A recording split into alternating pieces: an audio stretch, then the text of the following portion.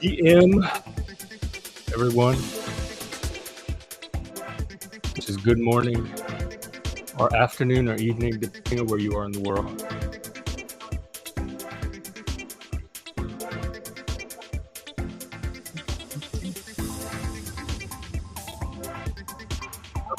Let me break out of this.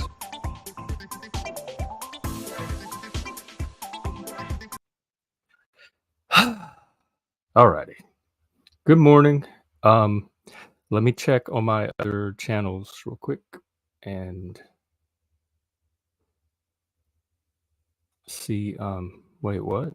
What's going on? Oh, 9/11. Let me check. Hang on. Oh, shh. I'll get this down eventually. Morning. Okay, Facebook's going. Twitter, are you going? Let's see.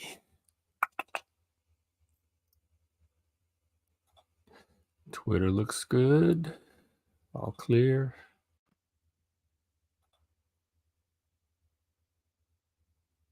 Okay. Yep. Okay, I'm streaming. How do I put you on pause? I don't need you to actually play. Okay. Good morning. As usual, it's just a open show. Talk about random shit. You can come on as a guest if you want. You can click the link that's pinned in the YouTube comments and come on talk about whatever. I'm on the porch today, just hanging out. I was reading. I'm in the Eden story in the Bible, so I just finished the creation of man from the clay, and then the serpent, and they got kicked out of the garden, and they have to live as humans today and till the earth and return to the earth when they die. And we're gonna come up on the Cain story, and I'm about halfway through the notes, and this Eden story is very. It speaks to me. It's capturing me. I'm seeing so much in this story that not only about myself, both in relation to the serpent for sure, and in some ways to Yahweh himself, who I'm not liking very much already as a character. He's just this irascible, authoritarian control freak. He doesn't communicate clearly. He makes these arbitrary rules. He's the basic authority figure in literary theory, like in comedy and stuff. He would be called the Cynex, which is the figure that in comedy that blocks the action of the hero. Like if two lovers are trying to get married, it's the father figure or the elder that's trying to prevent it out of limited knowledge or ignorance, or having a distorted or narrow view of the situation. So once you clear the cynics out of the way, everyone else's perspective can win out and achieve the comic outcome. So he's starting to remind me of the Cynex too. But the snake, who they actually say is, yesterday they tied him to the dragon and Tiamat from the Bible. I mean, from the old epic, like the Babylonian or Mesopotamian epics. And today they tied him to, there's a serpent in Gilgamesh, which, by the way, Art Kroll, the storyteller, we did that 3-part Iron John stories. He wants to do another series where he tells the Epic of Gilgamesh, and it'll probably be in 10 to 12 parts, something. So I am really into that. Gilgamesh is the oldest written story that we have. So I think it was, when was it written? And they're tying the snake. There's a serpent in Gilgamesh. That I think there's a tree too, and they're tying the snake to that, like an echoes of 2100 BC. So like, what is that? 4,000 years ago. But some things about so far, the Eden story and the serpent. Um, Even though the serpent is one of the beasts of the earth. Patty P. Hey. Even though the serpent is one of the beasts of the earth, which reminds me, I forgot to put it on Discord. That Adam and Eve supposedly have dominion over. The serpent seems to know more about the earth than Adam does. He has more knowledge. Yeah, I try to stream every day. So you're welcome to. I know you're not going to hop on, but you're welcome to hang out, chat, whatever, listen in, tell your friends. And I'm reading the Bible. I've started reading, and I'm in Genesis and the Eden story. So I'm talking a little bit about that. Um, the serpent seems to have more knowledge than Adam and Eve do about the situation in the garden. And even though Adam and Eve have dominion over it, and I run into that all the time, where authority figures are purported authority figures have less awareness of a situation than I do. It's hard following somebody that knows less about a thing than you do. And for me, you really have to earn my respect for your authority. I don't just automatically give it. I do in situations like cops or security guards, or if there's like a car accident, or EMTs, medical professionals, fire people. It's Eve's fault. Well, maybe. Here's the thing, though. So there's a whole tradition in ancient literature with two trees, and it's usually the tree of life and the tree of death. And in the Bible, or the Genesis account, the tree of death gets replaced with the tree of the knowledge of good and evil. But so you have the tree of life and the tree of knowledge. But the knowledge is of death and of mortality. So in a way, it's the tree of death, but by way of knowledge. And the snake has knowledge of that. And God tells Adam that if you eat of the tree of knowledge, good and evil, whatever, you will surely die. But without the knowledge that the tree gives you to know what death is, Adam has no way of knowing what that means. And he has no way of knowing good and evil. So when God tells him not to eat the tree, he doesn't even know what disobedience is, because he doesn't have a concept of knowledge of good. So God's giving him commands which, to fully understand, you would have already had to have eaten of the tree to appreciate what God's telling you, that you're going to die and that it's the knowledge of good and evil, and don't disobey me. So Adam's kind of innocent through no fault of his own. And God's putting all of these commands and restrictions on him. But he's doing it in the language of, or on the assumptions of, somebody that would already have the knowledge that they gained from eating of the tree. So it kind of puts Adam in a no-win situation from the beginning. And the serpent seems to have the knowledge that God is basing these commands on. I used to think the serpent was innocent, like he's just innocently telling these people based on the knowledge he knows. But there's kind of hints now. I'm starting to think he is kind of a little bit of a mischief maker, and that he does know more than he's not lying to them, but he's definitely spinning God's command in a way to get her to eat the apple. And we can't really tell what the motives are. And I guess I kind of do that too. I'm known to be a mischief maker. The trickster, sometimes the dark trickster energy.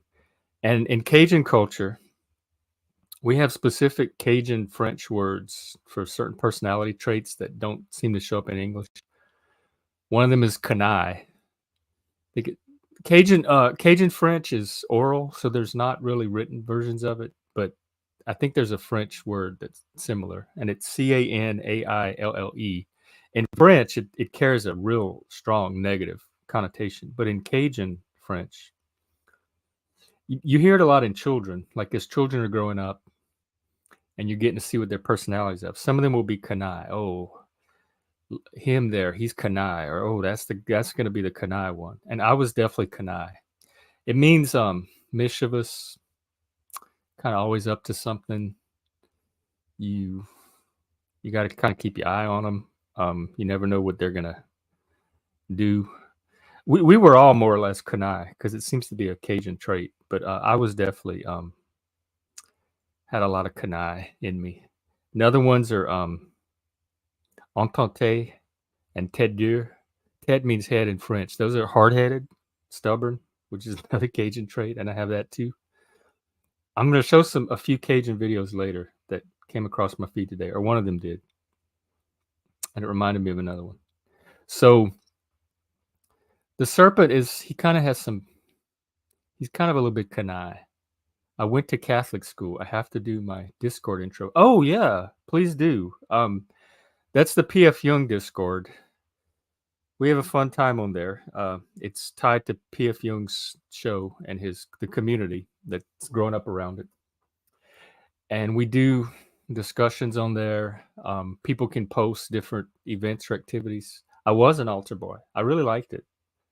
Being an altar boy was fun. I grew up in a little village, and there wasn't really that much to do. Altar boy and Boy Scouts basically was all that was pretty much going on. We can talk. Yeah, I love that. And so if you want to join the PF Young server, just send me an email. I put my Twitter handle under my name. That's also my Google address, like Gmail. So if you email me that name at Gmail, Primal Hex, I can get you an invitation. I love church too. I was a Catholic geek. I wanted to be a priest growing up. Like I said, in the village, there wasn't that many career models of what you could do growing up, and priest was one of them. And I wanted to be a teacher, an English teacher. And then I also wanted to study snakes because I checked out this book from the library on snakes, and it showed how scientists study their venom to develop medical cures, and I thought that was so cool. And I wanted to be a paleontologist too because I love dinosaurs. So I thought I was going to be a priest that taught English at the local school, and in my spare time I would study snakes and dinosaurs and try to come up with medical cures from the snake venom. That was my little childhood fantasy career. I did end up teaching, and being a peer counselor, it does have some, like, because the priest was kind of the role of counselor. That's who you went when you had problems, you were trying to figure out, or they had confession. As an altar boy and a good Catholic, I don't know that I was explicitly told this, but I always thought the expectation was that you had to go to confession every week. That was one of the sacraments. And I think before, because I altered boy like several days a week. They had they had so many masses in that little town because the old people, that's all they did was go to church. They had a morning mass real early before school. They had an afternoon mass every day after school. They had a Saturday mass, a Sunday mass. They might have had 2 on Saturday. So there were always masses, and we had an altar boy schedule to sign up for different masses. And I think before each mass, the priest would go sit in the confessional. Father Saunier, old Cajun priest, would go sit in the confessional, and you could go and like clear your sins before you, so that you could serve in purity. And as Kanai as I was, as mischievous as I was still basically a good kid. In fact, I was very scared of the devil back then, so I didn't lie or curse or do like anything that I thought could get me in trouble or call it. They made the devil out to be like it was this presence. I believed in the horn, kind of the Baphomet, that sat below the earth in hell, but that could see everything you do, and he had the supernatural ability to influence you and fuck with you. And so I thought that if I did bad things, it would call his attention to me, and then he would start using his power on me to lure me into hell. So I didn't want to do anything that brought me on the devil's radar. And so I didn't really have a lot of sins to confess. And so I would go in the booth and I would just not make up stuff, but I'd like really search my brain and try to come up with any possible thing that could be considered a sin. Like I turned in my homework late, or I didn't do a math problem like I didn't put all my effort into this math problem or so, like stupid little things like that. And the way it worked, then, like he would give you a penance to do depending on the severity of what you confessed, and it was like say 10 Hail Marys, or he'd get mostly it was a series of prayers, and then you could sit there in the church, you could kneel in the church and do your penance. I hit my brother. I used to hit my brother too. That is not one of my proudest traits. I was the oldest, and just when we were younger, once he like once he joined the football team and started working out, all that hitting miraculously stopped. I love my brother today. I have a lot of respect for him. It was like sibling stuff. Even my brother tells me it's no big deal. Like I shouldn't carry it as heavily as I do, but I really do feel bad about it. That's one of my big regrets. Like if there is a heaven and I go to St. Peter, which I won't, of course, because I'll be in the other direction, and then you have to tell them all the things you're not proud of. That would be at the top of my list. Like, and I didn't treat him badly. Like we had a lot of fun. We played together and we had all kind of good times. It was just little burst moments here and there of I don't know why toddlers and kids hit other kids, but I had that in me. But I grew out of it, and we all get along today. I love my brother very much.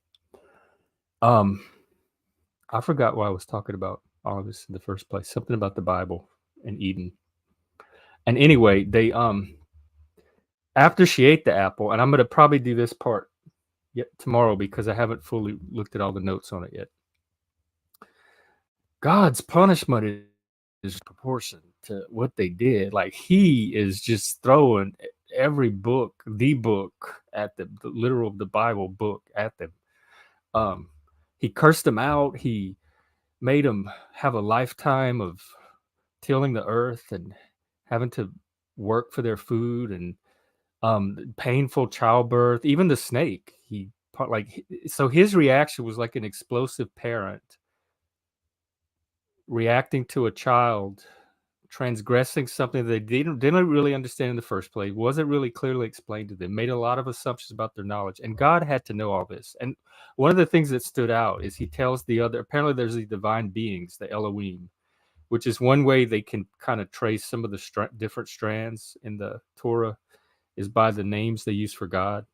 And Elohim, which is plural, is one of the names. So he talks about like it's like God panicked. And once he saw that Adam, like he didn't know before if he's omniscient, but once he saw that Adam and Eve were capable of eating of the tree of knowledge, he quite panicked. And he's like, well, what if they eat the tree of life and become like us? And to keep that from happening, he banished them from the garden. He put the covering cherub in front with the flaming sword to keep them from coming back in. So he really lost it over this transgression. And the punishment to me was very severe and out of proportion, which also happens with authority figures. That's why I'm much more like the snake in my knowledge often and my stance toward authority. And I guess my mischievousness too. So that's my update on the Bible. I'll bring you more as I read through it. The Cain and Abel story should be interesting too. I'm burning I have a vanilla candle. I went to a group last night. Y'all know I'm trying to get more in touch with my heart. Like get out of my head, the swirl of the head, and get into the heart. And I'm learning that it's done through the body, like through the senses. God is weird. God is so weird. I work in mental health, and I would be concerned if I had a client with a parent that acted like God did, or even a client themselves that acted like God did. I'm curious as I go further into the Bible to try to, because I'm always interested in the psychology of things, the psychology of people that would follow somebody like him, because I would not. Like I couldn't follow somebody like Yahweh. But the Israelites, whether they do it out of fear or the sense that that's their only hope or something keeps them loyal to this kind of like madman or very erratic and highly inconsistent and unpredictable authority figure. What was I talking about? Oh, the body. And so I'm one of the ways into your body is through the environment and the senses. Like when you go out in nature, I've talked about being out in the desert and how it helped me. Um, like in my room, like turn the lights off, burning candles. I want to get some incense and stuff like that to change the mundane environment that I'm used to every day to try to give it a different. It's creating ritual space, and as a Satanist, I really feel like it's important for me to learn to create ritual space. Kind of lay out that pentagram, and metaphorically. And so I have the candle.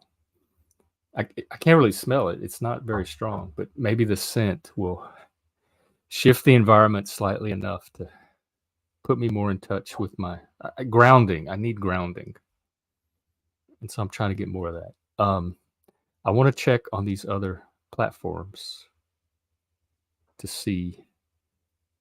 Nothing's going on Twitter. How do I pause you?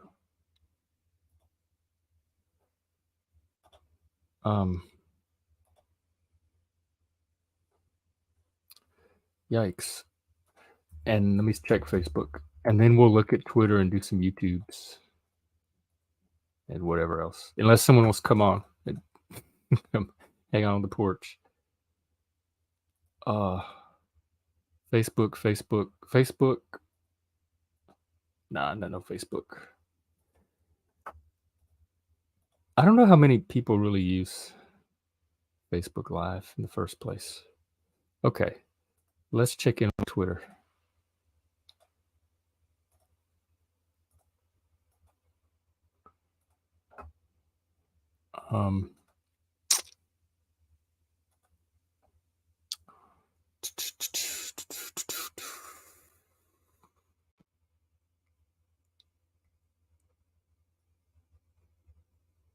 Why narcissists are more... Oh, no, I'm not using that.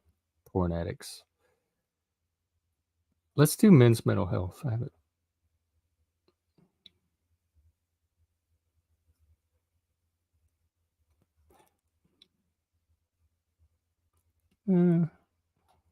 Not much. Let's check normal Twitter.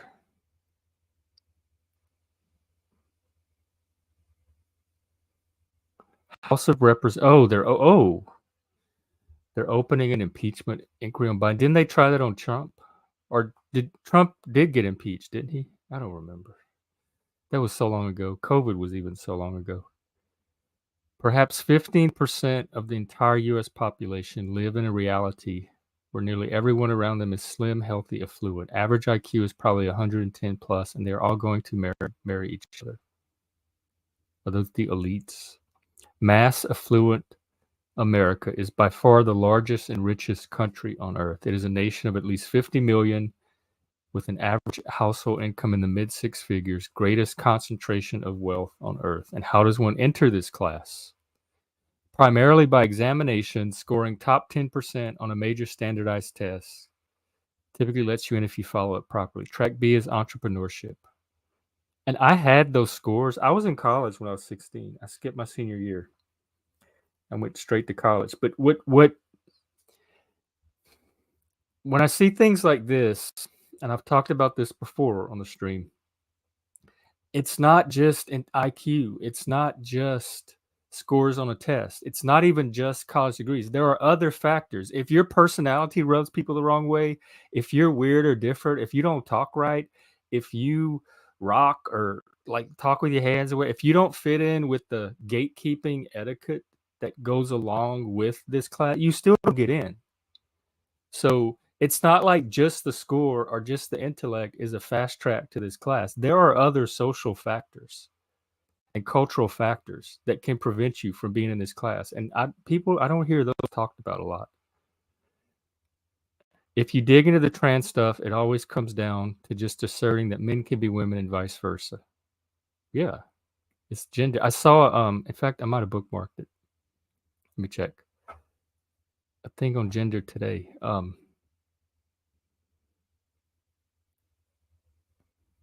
Oh, y'all, look at this.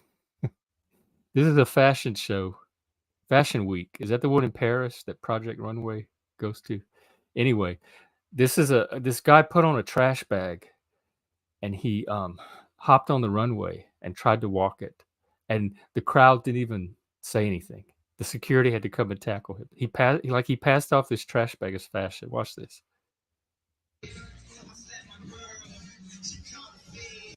Oh, hang on.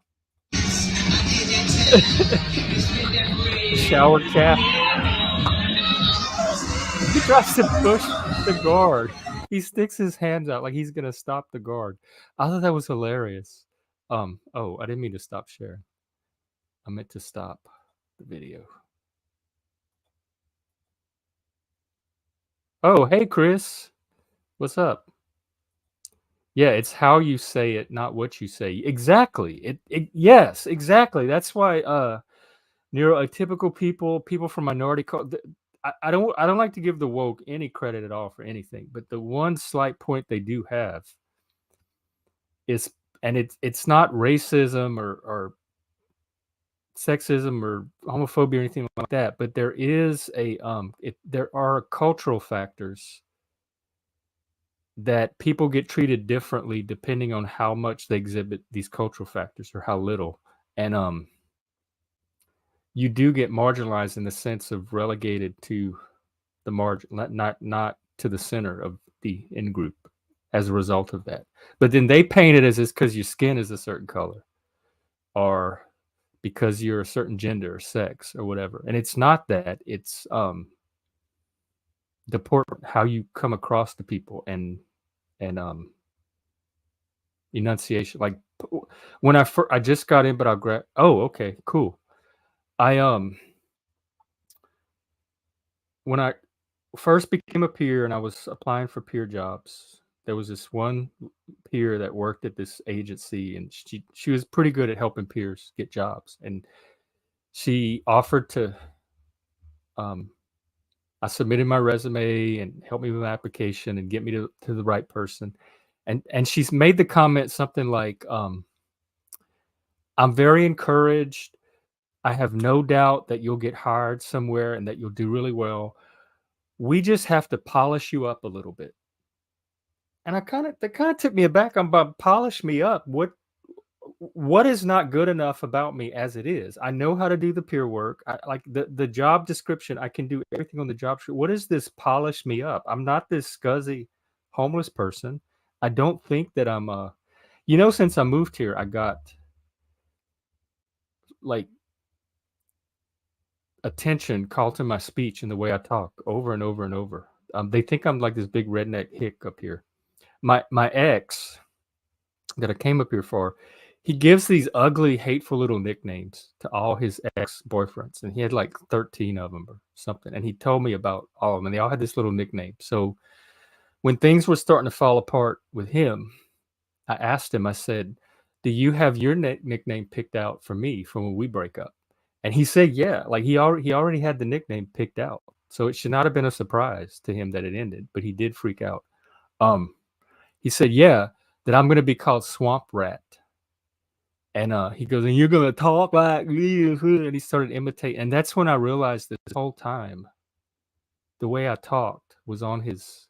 He wasn't saying anything, but in his head, he was reacting to it. And he gave me the name Swamp Rat. And I went on another date with a guy, like a couple of years later. He was a It's always the middle class, this class that this tweet was talking about. Um, it's not like the people that you think would have. It's not like the ignorant hillbilly, like lower class, working class types that are having this reaction. It's the middle class, educated, college degree, professional types that have this reaction. And on this date, this guy called me a swamp rat as well.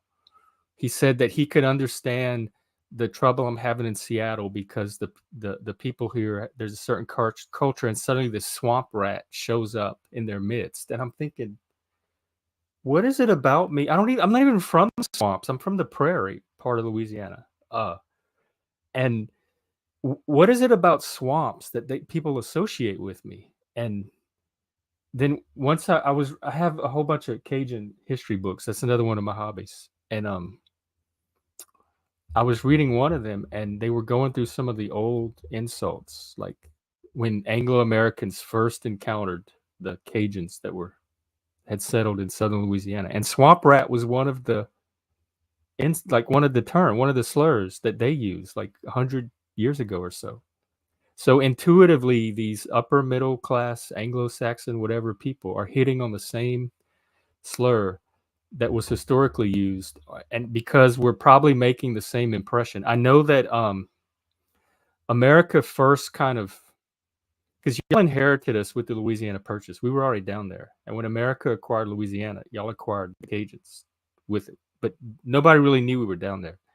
And it wasn't until World War II in the draft, and we started showing up in the different military outfits, and people that there's accounts and studies of like the Cajuns in World War II. My grandfather was a World War II vet, and how the soldiers were reacting to the Cajuns. Like they had never met people that talked this way with this personality type. And so I know that in World War II, when the Cajuns started encountering other Americans and other Americans started encountering Cajuns, there was this same kind of reaction to them of their differences.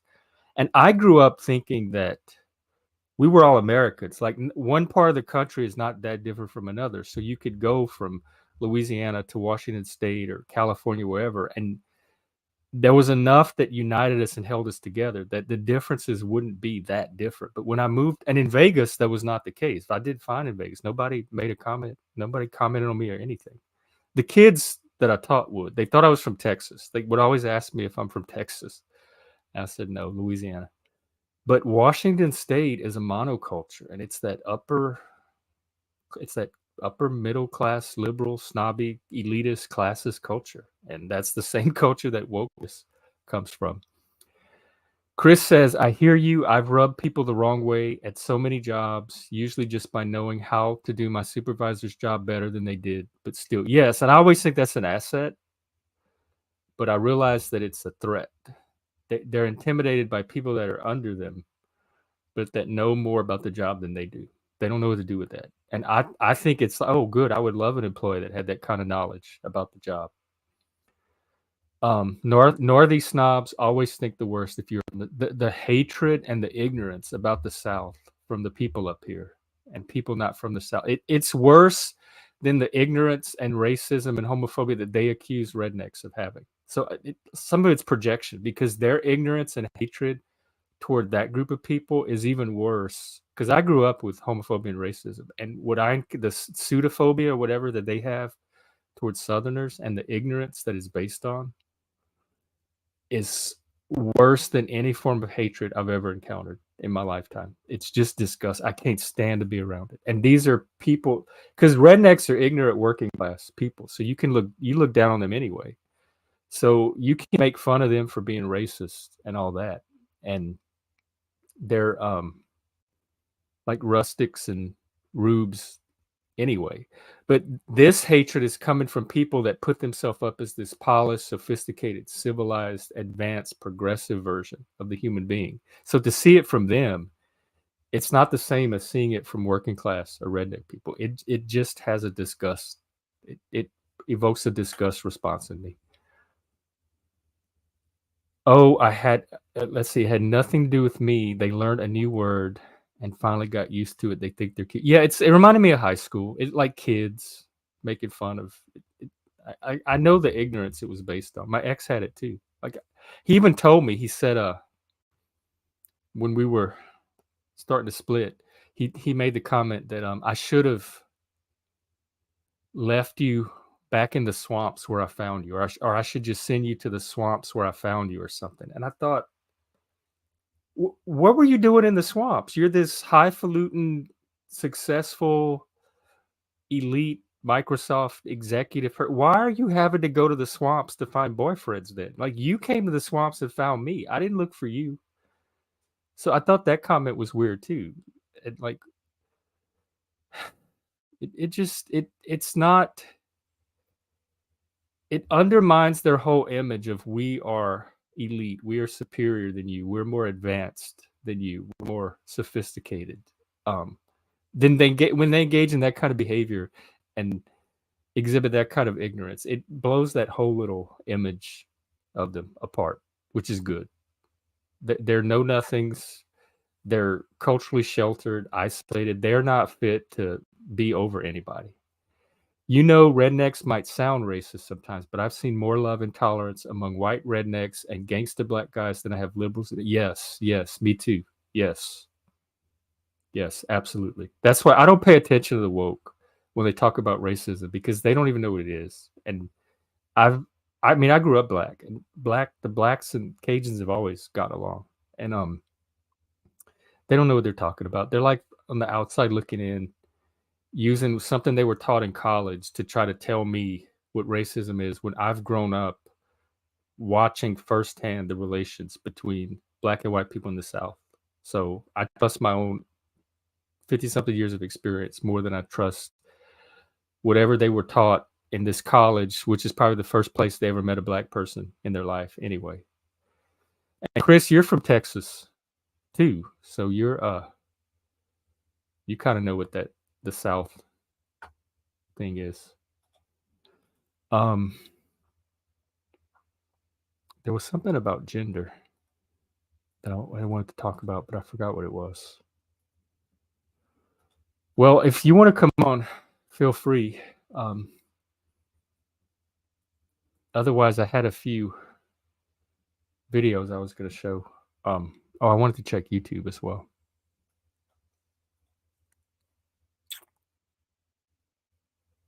Flow state. Jim. Oh, I keep forgetting Jim. I guess I'm Jim Bob's competition because we stream at the same time. The Jim Bob. It's made by Jim Bob show. Okay, I'll wait for you.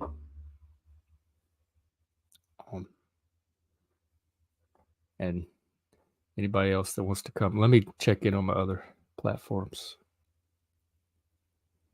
Nothing on Twitter, but it's there for people that, I mean, what else is going on Twitter? They're scrolling Twitter all day. If they want to sit there, and it gives them something else to watch, maybe take a break from the tweets.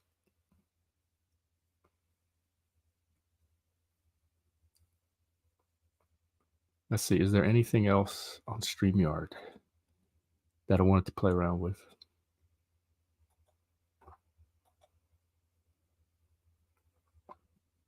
I'm still looking for a logo, but I haven't really found anything that just hits it just right for me. Oh, I'm going to put my banner. See, the banner, it takes the name away to put the banner. So I don't like to leave it up. Actually, I think the scroll version. Yeah, the scroll version leaves the name, so that might be the one to do.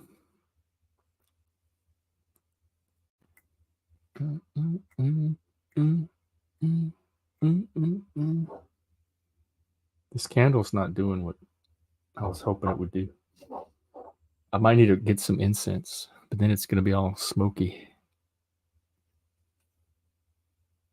We had incense in as an altar boy, for not all the masses, but like Easter Vigil, Christmas, certain holy days. And it was it was like this big charcoal. It was what they call it, the censer or something.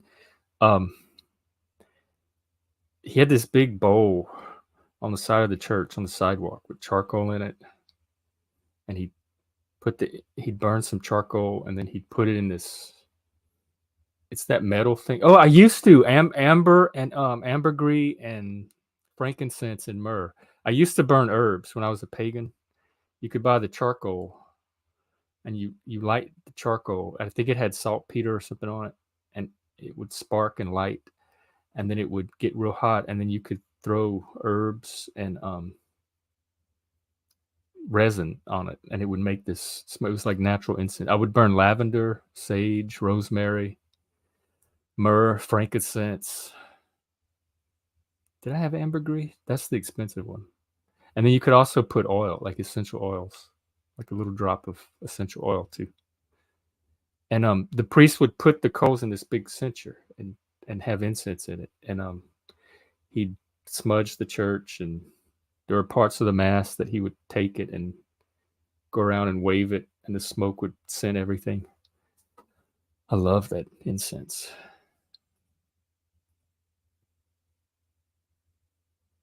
Oh, where is this going to be? Oh, it's Zoom.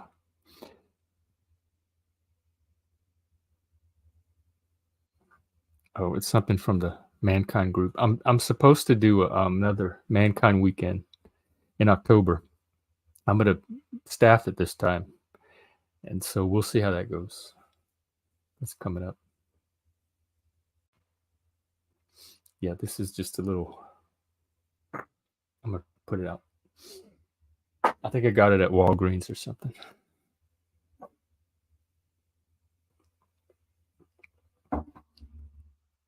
Okay, Chris. Well, just take your time. Don't rush. And oh, I'm lagging. I'm not surprised. I have my connection keeps. It does that about once or twice a day. It'll fritz out.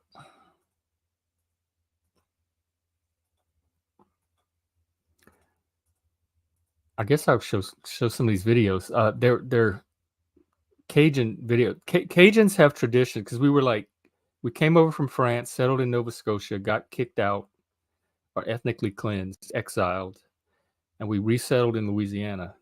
And so we have all these traditions from like old Europe that we kind of hung on to as the modern world developed, the US and North America. And there's a wedding tradition called the Charivari in Europe, and it's kind of a technique of shaming or social coercion. It's used when it's either used to get two people to marry that are not marrying, or to shame people that, like if a widow marries a really young person, or especially being Catholic in Louisiana, if on your second marriage, because you're not supposed to get divorced, but if two people are divorced and then they remarry, they can get people can do a charivari on them. And it's in Europe, they bang pots and pans and they make noise in front of your house until you let them in, and you're supposed to feed them. And and I'm not sure where this video is from, but I'm almost certain it's in somewhere around where I grew up, because that's the Cajun part of Louisiana. They drive around your house in trucks and they make noise, they honk their horn, and they tie appliances and pieces of metal to the back of the truck, and it makes noise as it goes along the ground. And I've never seen a charivari growing up. We did the they had the car with the beer cans tied to it, the bride, and you would put shaving cream on their car, and they'd ride around the town with the beer cans. And another Cajun tradition we had at weddings, which I always thought was universal, but I found out is local, is you pin money to the bride's veil. So like you dance with the bride and you'll pin, and not a dollar, like don't pin $1 to the bride, like pin a couple of 20s or 100 or something like that. And then as the reception goes on, she gets more and more money pinned into her veil. And I would look at the brides growing up, and they had all this money hanging in their veils. Of course we did the rice thing, but I think they had to stop doing that because of the birds. So I'm going to show this charivari video. I think it's only a few minutes. It's so, when I saw this, I'm like, yep, that's my people. It's so Cajun. Noisy, raucous, boisterous. Looks like a wheel. And the people take it in good humor too. The couple. Is that what's her name in the back? Christina William. Whoa. God damn. They're making a damn bunch of noise. They making a damn bunch of noise.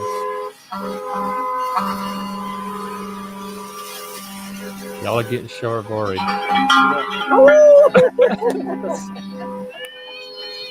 Went across their grass too. I don't know how the volume should be adjusted. I like it, Will. How does that play? Ain't much left of the ring.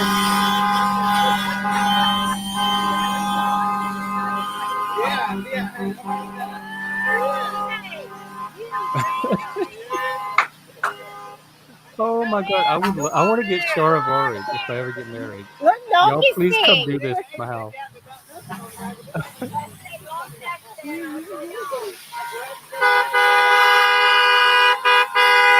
This is the upgrade. Pots and pans.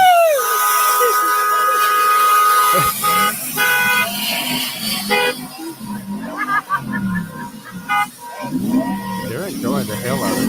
Sounds like.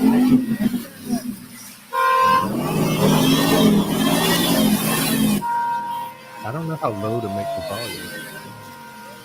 Look at that. He put together an entire kit. Woo!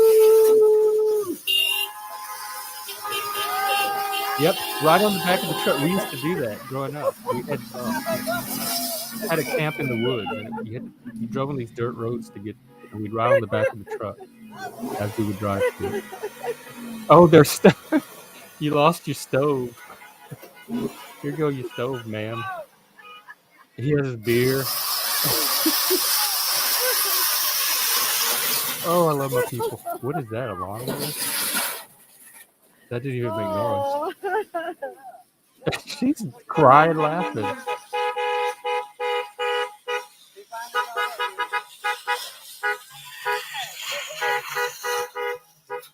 Is it the same? That truck, it must be the same truck, or is that?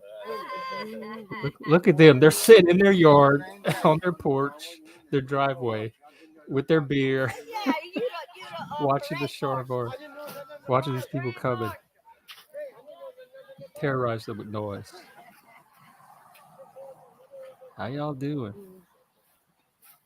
No, it must be a different truck.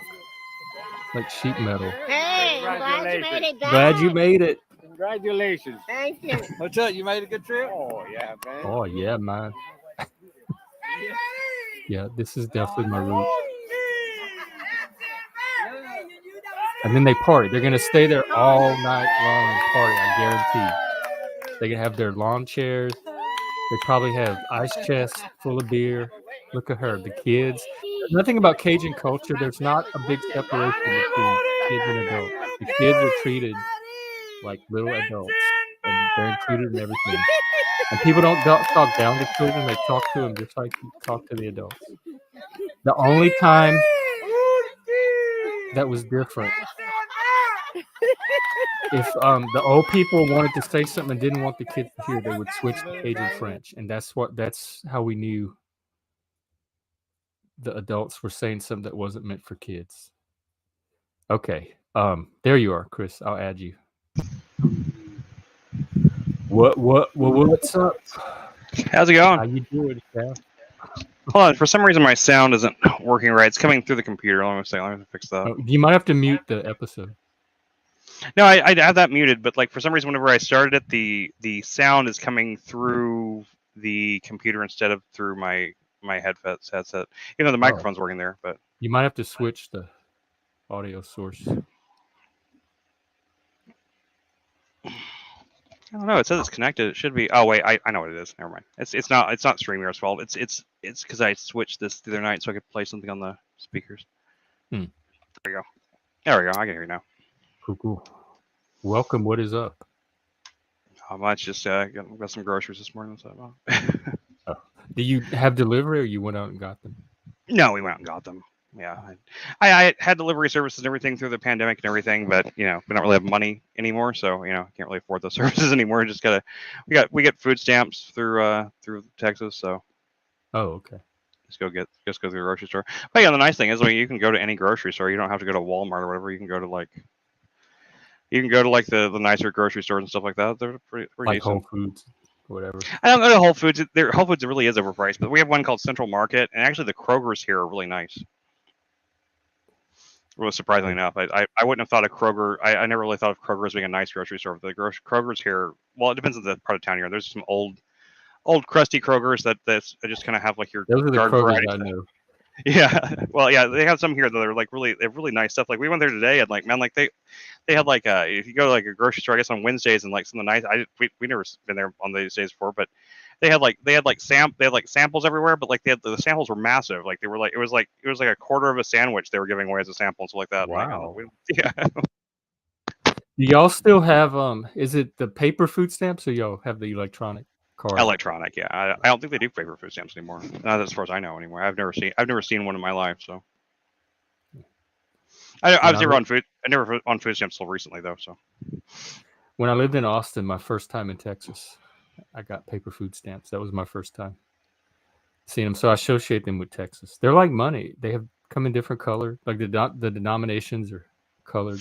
yeah, I know they used to. Yeah, they used to do that. They don't. I guess because it's kind of inefficient though, because like then you don't really have the ability to like you can't make change out of food stamps. I guess right. I mean, they can't. Yeah, give no, cash you back. would get people would do that. They would go buy something under $1 with the food stamps and then get the change because you have to give them Oh, okay. dollars the lowest denomination. So anything under $1, they would have to give it to them in change. I didn't know that. Yeah. And you could build up your change and buy something. We just have a debit card, but like they're pretty. I mean, they're fairly generous actually. I mean, like in terms of like what we get a month is pretty decent. I mean, it's not like like $100 something like that. We get a decent amount of food stamps and stuff like that. So I mean, it takes care of food concerns. So we have WIC for the formula and stuff for the baby. So that's how we've managed to survive on like one government program to the next, here and there. And like in Texas is pretty good. I mean, the state programs are really pretty decent. We've had our issues with like federal stuff, but the state programs are pretty decent. And like, I mean, heck, I figure I paid into it most of my life until we became kind of disabled. So, I paid into it that long. So I figure it's not as much as like I do think that programs like that are good. I mean, I don't believe in socialism, but I do think that things like that, social programs are good things though. So even if people say that that's socialism, I don't really consider that socialism. It's not. It's not an equity system. It's not an equality or equity system. It does not create equity in any way. All it does is simply give people that don't have anything a chance to survive. I mean, it's not like I know there's people out there that are really anti like even food stamps or government programs that help people. I never understood that even before I was ever on them. I never got that. But my experience with the medical system have definitely changed my views on socialized medicine. But beyond that, like I've always thought those were good programs, and like they've definitely helped. They've definitely saved our lives. So I'm thankful for it. Yeah, I've used them too in the past. Yeah. Yeah, they're good. You said you lived in Austin for a while? Yeah, in the 90s. 91, 92. This run the Slacker era. Slacker had just come out. Right, yeah. Richard Linklater. Linklater, yeah. I love that movie. I used to have the Criterion DVD set up. Yeah, I have it too. It's a great movie. Yeah, me too. And Waking Life. Waking Life, I did rewatch that whenever you guys were into it when I couldn't make it to that stream, but that movie still holds up really well. I rewatched A Scanner Darkly too because I watched that as well because that's the movie. How was that? I watched it. I have it. I watched it once or twice when it first came out. Holds up really well, man. I mean, I think anything Linklater's ever done that's like one of his things, one of his projects, like something like even Boyhood, which I didn't expect to like Boyhood. The premise didn't entice me, but like was really great. I mean, anything Linklater's ever done that's like one of his passion projects has always been great. Anytime he does like studio stuff, it's usually pretty. I wouldn't say it's bad, but I mean he makes studio films about as good as anybody does. But yeah, he did that Bad News Bears remake a while back, and like it was pretty mid, I guess you'd say. I did like the one he did, the 80s one he did. What was it called? The one about the baseball? Everybody Wants Some. Yeah, everybody wants some. Yeah, it was like a baseball camp or something like that. Yeah, it was all right. That one wasn't quite as much. Like I felt like that one had even less narrative like coherence than even Dazed and Confused or Slacker did. Like it really meandered there for a while, and there wasn't really much of anything to like fall through it. But it had some really entertaining like individual scenes. It felt more like a collection of scenes than it did a movie really to me. But still, I mean, it doesn't mean it's bad. It didn't really have a strong. Didn't have a strong narrative to it. There wasn't really anything you could really like grab onto to like kind of follow through. But it's still a good movie. I thought it was certainly interesting. It kept my attention the first time I saw it. I tried to watch it again and I kind of got bored with it. But I've only watched it once. I need to rewatch the Before Sunrise series because I really liked those the first time around. Yeah, I really need to do that again just to like because like what's the last one called? I can't remember now. Before Midnight, Before Sunrise, After Before Midnight, I think it is. They're all good. Like I can't tell one from the other. They're all pretty good. I've seen Before Sunrise and Before Sunset many times. Before Midnight, I think is the last one. That was the one that I had had a lot of trouble paying attention to it for some reason. I think I've only gotten all the way through it like once. I tried to watch One it of again because them, I think it was the last one. It was more Yeah. plot driven, and I think I liked the conversation driven ones a little bit. Yeah, the last one's really more about them, like, considering divorce or whatever. And I don't know, maybe it was just depressing. I don't even know if that was. I mean, it was just like, it's because like the first two movies are really like, there's something really joyful about the first two movies, like, and I understand like the whole arc of like, the relationship thing, like, the fact that the characters are that's what a lot of relationships go through. But it was really difficult to.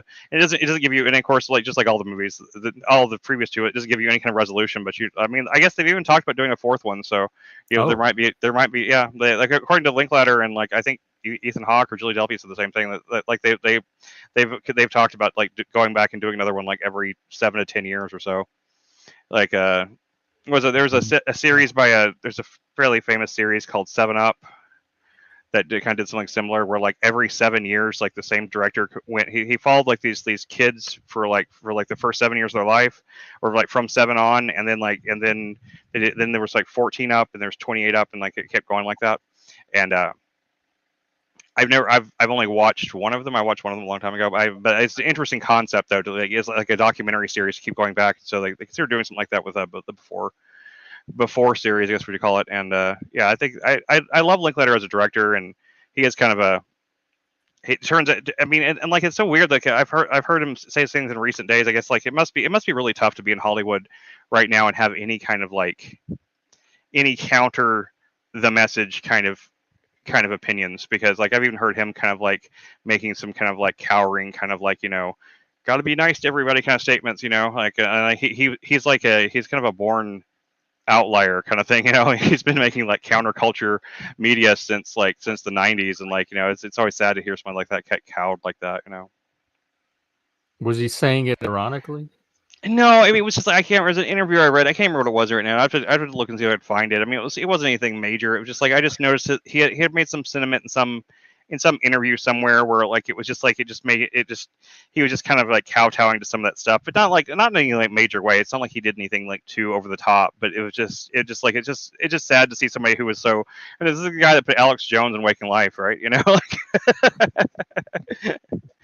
Which is that scene is so crazy to watch. Like now, like knowing that that's Alex Jones, like the scene in Waking Life when he's got the. Wait, which one's Alex Jones? The guy on the megaphone in the car. No way. Yeah, that's Alex Jones. Yeah. I watched that movie like Alex Jones and Robert Rodriguez, and I never knew that. Yeah, Richard Linklater and Alex Jones and Robert Rodriguez, they all know each other. They've Alex Jones even had like Robert Rodriguez. Actually, I used to work for a guy who listened to Alex Jones every day, and so all day long, like at my work at my job, like I listened to Alex Jones and this was like for several months. And during that time, for some reason, Alex Jones got on this big long rant about Machete. How Machete seemed like it was like indoctrination about something. He wanted this thing, and Robert Rodriguez actually called into the show and was like, "Dude, what are you talking about? Like, we've been friends for a long time. I'm not like that." All this stuff. He's like, "This is all for fun. It's a goofy movie." And Alex Jones had to like back down on the air, man. He was like, "You know what? I was wrong about that. I was real wrong about it. And I apologize to Rod Rodriguez, and I've been friends with these guys for a long time." And it was great, man. Yeah, I mean, like he's known those guys for a long time, and like that's actually. But apparently, Alex Jones, that's how he got. It's kind of one of the things Alex Jones did to kind of gain notoriety back in the '80s, late '80s and early '90s. Was he literally used to drive through the streets of Austin with that freaking megaphone set on his car, and he used to do that. He used to like broadcast it like a radio show, that he would drive through the downtown to Austin and do that. And like, I guess is he from Austin? Yeah, he's from Austin. Yeah, that's where he's still based out of Austin. Yeah, I didn't know that either. I guess is it good not to know too much about Alex Jones or not? I don't know. I think Alex Jones is like, to me, Alex Jones is like a kind of like, I mean, yeah, he's made some claims. I know the stuff with Sandy Hook and everything, that was, that was terrible, and whatever that it caused. But I know he's always been kind of a hero of mine because of how like much of an outside the box thinker he is, and how I think brave he is. I mean, like, like people don't give him credit for the fact he's right about more stuff than he's wrong about, and the fact. Frogs. Yeah, he's totally right about that. Like that's like confirmed science now. So it's not even. And I mean, he got it from a confirmed science report in the first place. It wasn't even like. I mean, like I've seen several like lefty outlets report on it now. It's a proven thing that really did happen. frogs really did turn gay. It's just not. It's not a. And atrazine has been. They're doing studies now to like see if it has anything to do with homosexuality in people. So like, I mean, it's not even like his his rant was maybe funny because of how like over the top it sounded, but he wasn't wrong. And I will say that you know where he got his start. Really, his main notoriety came from. He was one of the only people out there on the ground in Waco that wasn't mainstream media. So when all this stuff in Waco happened, whenever like the U.S. government went and basically murdered all those people, I remember he was Waco. he was one of the only people that was he gained that's where he first gained notoriety from, was being one of the people that was actually, he was an independent reporter reporting on Waco in like the earliest days of the internet, like in the earliest days of all that sort of thing. And he was like putting out counter mainstream narrative stuff that turned out to all be true, and he turned out to be right back then too. And he brags a lot about stuff like when he's on Rogan and stuff like that. He says a lot of things that sound really crazy, but he's not wrong.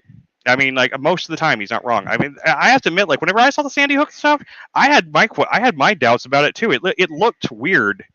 The whole Sandy Hook situation just looked odd at the time. You know, whenever they were reporting on it stuff. I mean, I wasn't out there, you know, saying that it was fake or a false flag or anything like that. Even if I was, nobody would listen to me. But I'm just saying. I mean, I understand like how you could see that and just like not be able to accept that, you know, like a teenage boy could go and like, you know, murder a bunch of children like that. I mean, it's a hard thing to wrap your head around. And I even though I think, you know, maybe he went a little far and like because his rhetoric is so boisterous and over the top and everything as it is, you know, but I respect him for being like one of the most out of the box thinkers out there, and he says things that no one else is willing to say. And I don't know. He I seems think like a controversialist more than they think. yeah, but I mean, I really do believe, like I've seen enough interviews with him where I do believe he really does feel that stuff. Though I think in a lot of ways he's a lot like you and me, since like, he's very empathetic in those ways. He really feels that stuff. You know, he has those like, I mean, I don't mean like he's like you and me in like the ways of like just things we believe in or personalities. I'm talking about like the kind of like the way we're very empathetic people. You know, I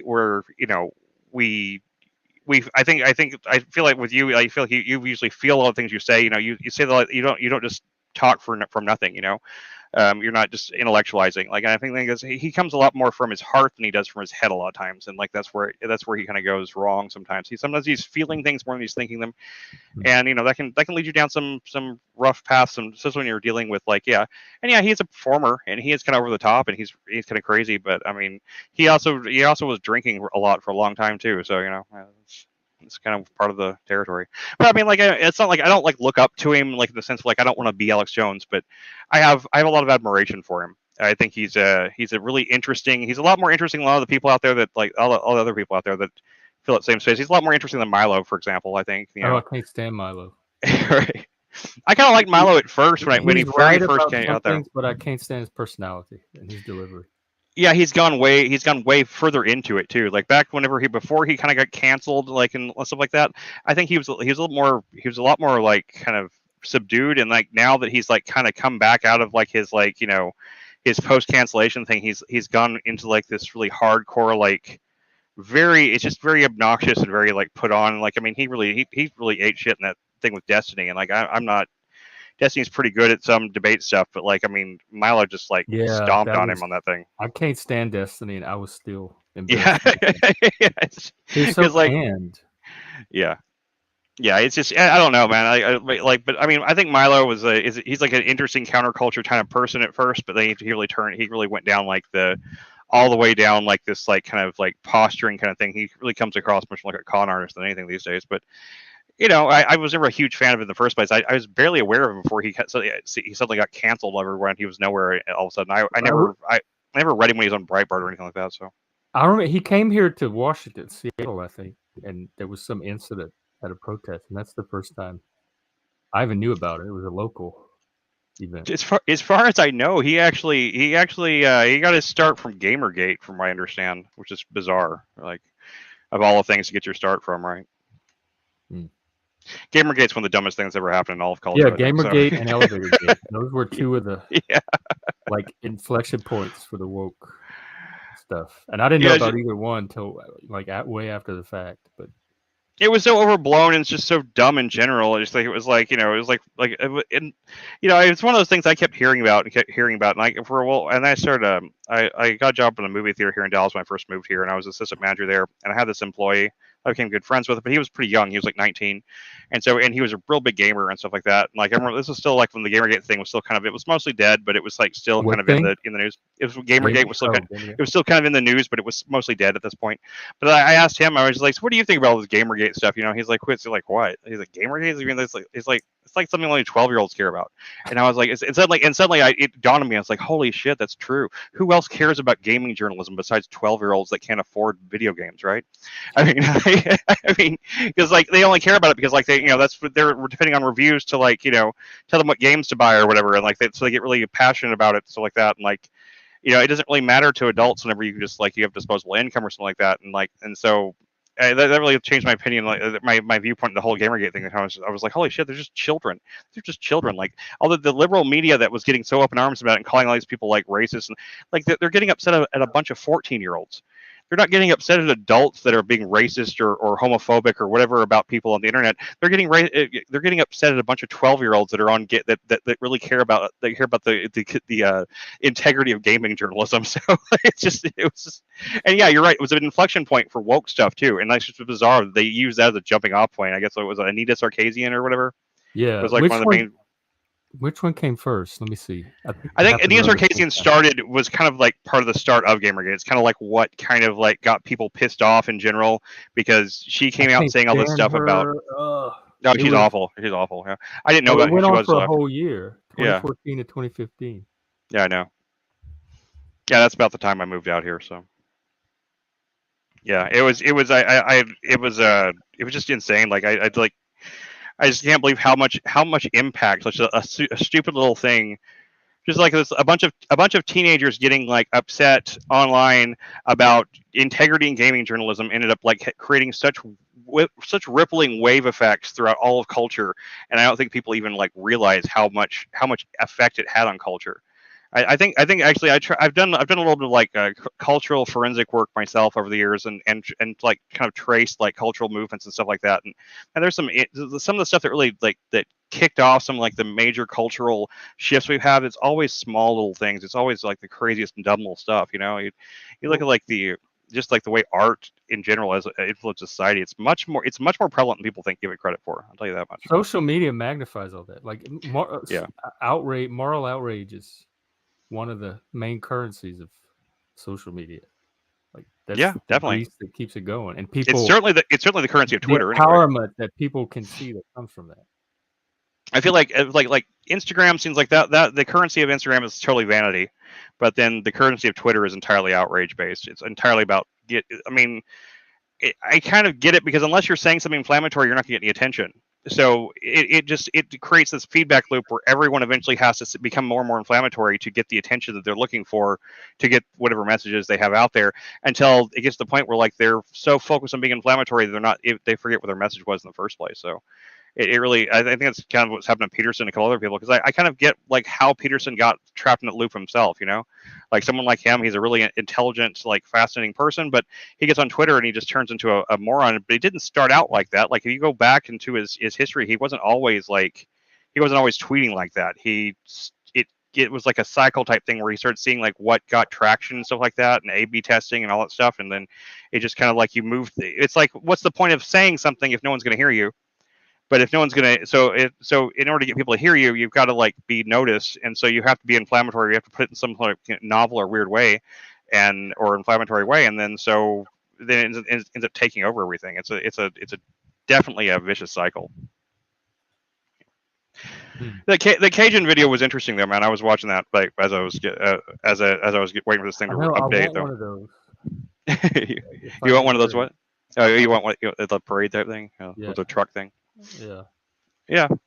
That's cool. I mean, like, I think Cajun culture is really interesting. It seems like it's a hodgepodge of a few different other kind of like cultural things that, because like, I mean, there's things. It almost reminds me a little bit of like some Greek traditions in some ways.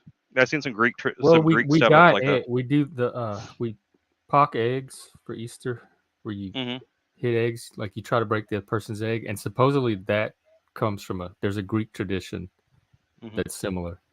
But because we're a cultural, what do we call it? Not fusion, but we're cultural synthesizers. So it's a mix of African American, Native American, Spanish, French. There's some German. You can even see it in the music, like the accordion is German. Some of the rhythms and the style of singing is Native American. I think the little triangle is Spanish. So we take from other cultures and we weave it together into this.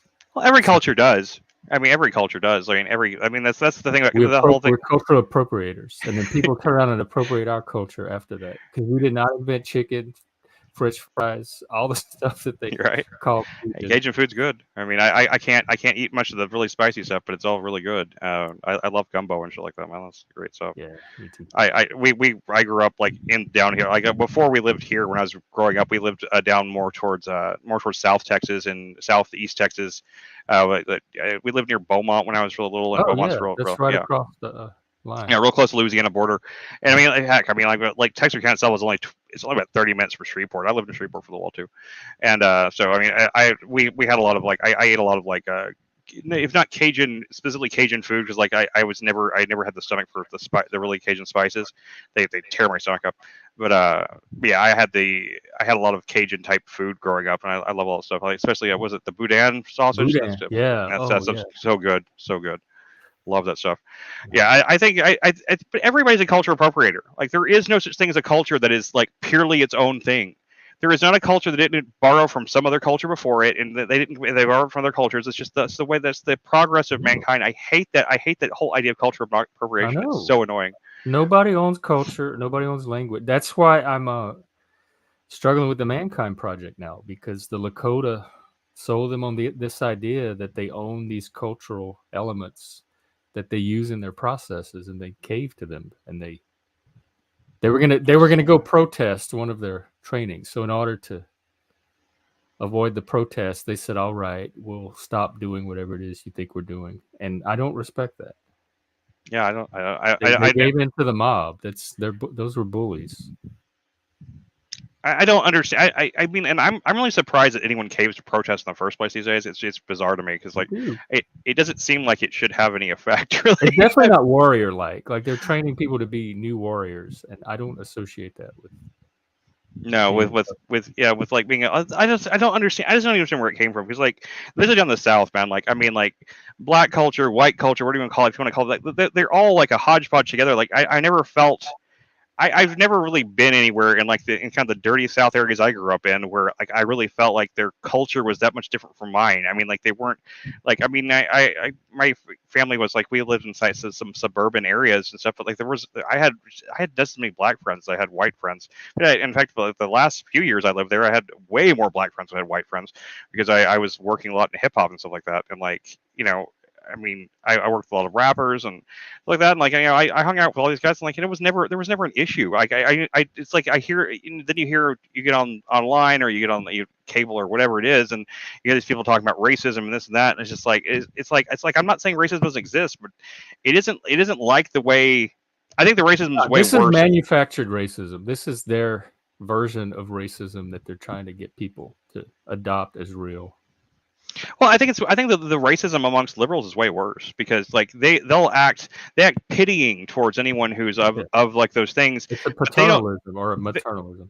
Maternalism, exactly. It's like this pitying type thing, but they don't actually want to hang out with these people. They don't want to spend any time with them. They're not friends with any of them. They don't actually have any real friends. They might say they have black friends, but or friends of whatever culture it is. But I mean, I didn't even think of my black friends as being black. They were just people I knew. I knew people that were Asian. I knew people that were black. I knew people that were white. I knew people that were hardcore rednecks, missing most of their teeth, like I am now. But whatever. I knew people that were just that were toothless redneck, good old boys. I knew people that were kind of preppy and more affluent acting. I knew, and we all just kind of mixed together, and it was never a big deal. We never had any of these kind of things like that.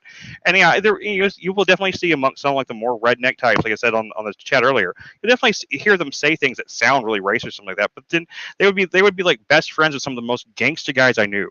I mean, guys that literally were packing all the time and had the do-rags on and you would see them I'd ride some of these guys at some place and this place that make me nervous, out in the boonies out there, and we'd pull up to some place with broken down pickup trucks out front and stuff like that. I mean, so it's like cliche sounding redneck stuff, and you see you see this like gangsta black dude like go and like hug and talk to this toothless white redneck guy and like stuff like that. Like they just be like best friends, and you're just like, yeah, okay, like and the guy might say the N-word or whatever, and he might talk in a way that you're not supposed to as a white person, but there's clearly no racism there. There's no hatred. So like, it's just bizarre when you grew up in the South like that, and you see this stuff, and then you see the way they treat it everywhere else, where like what somebody says the quote unquote N-word in a cultural context, trying to like as quoting something else, and they get fired for it, shit like that, and like that's happened a few times. It's just like it's just bizarre. They have no ability to contextualize at all.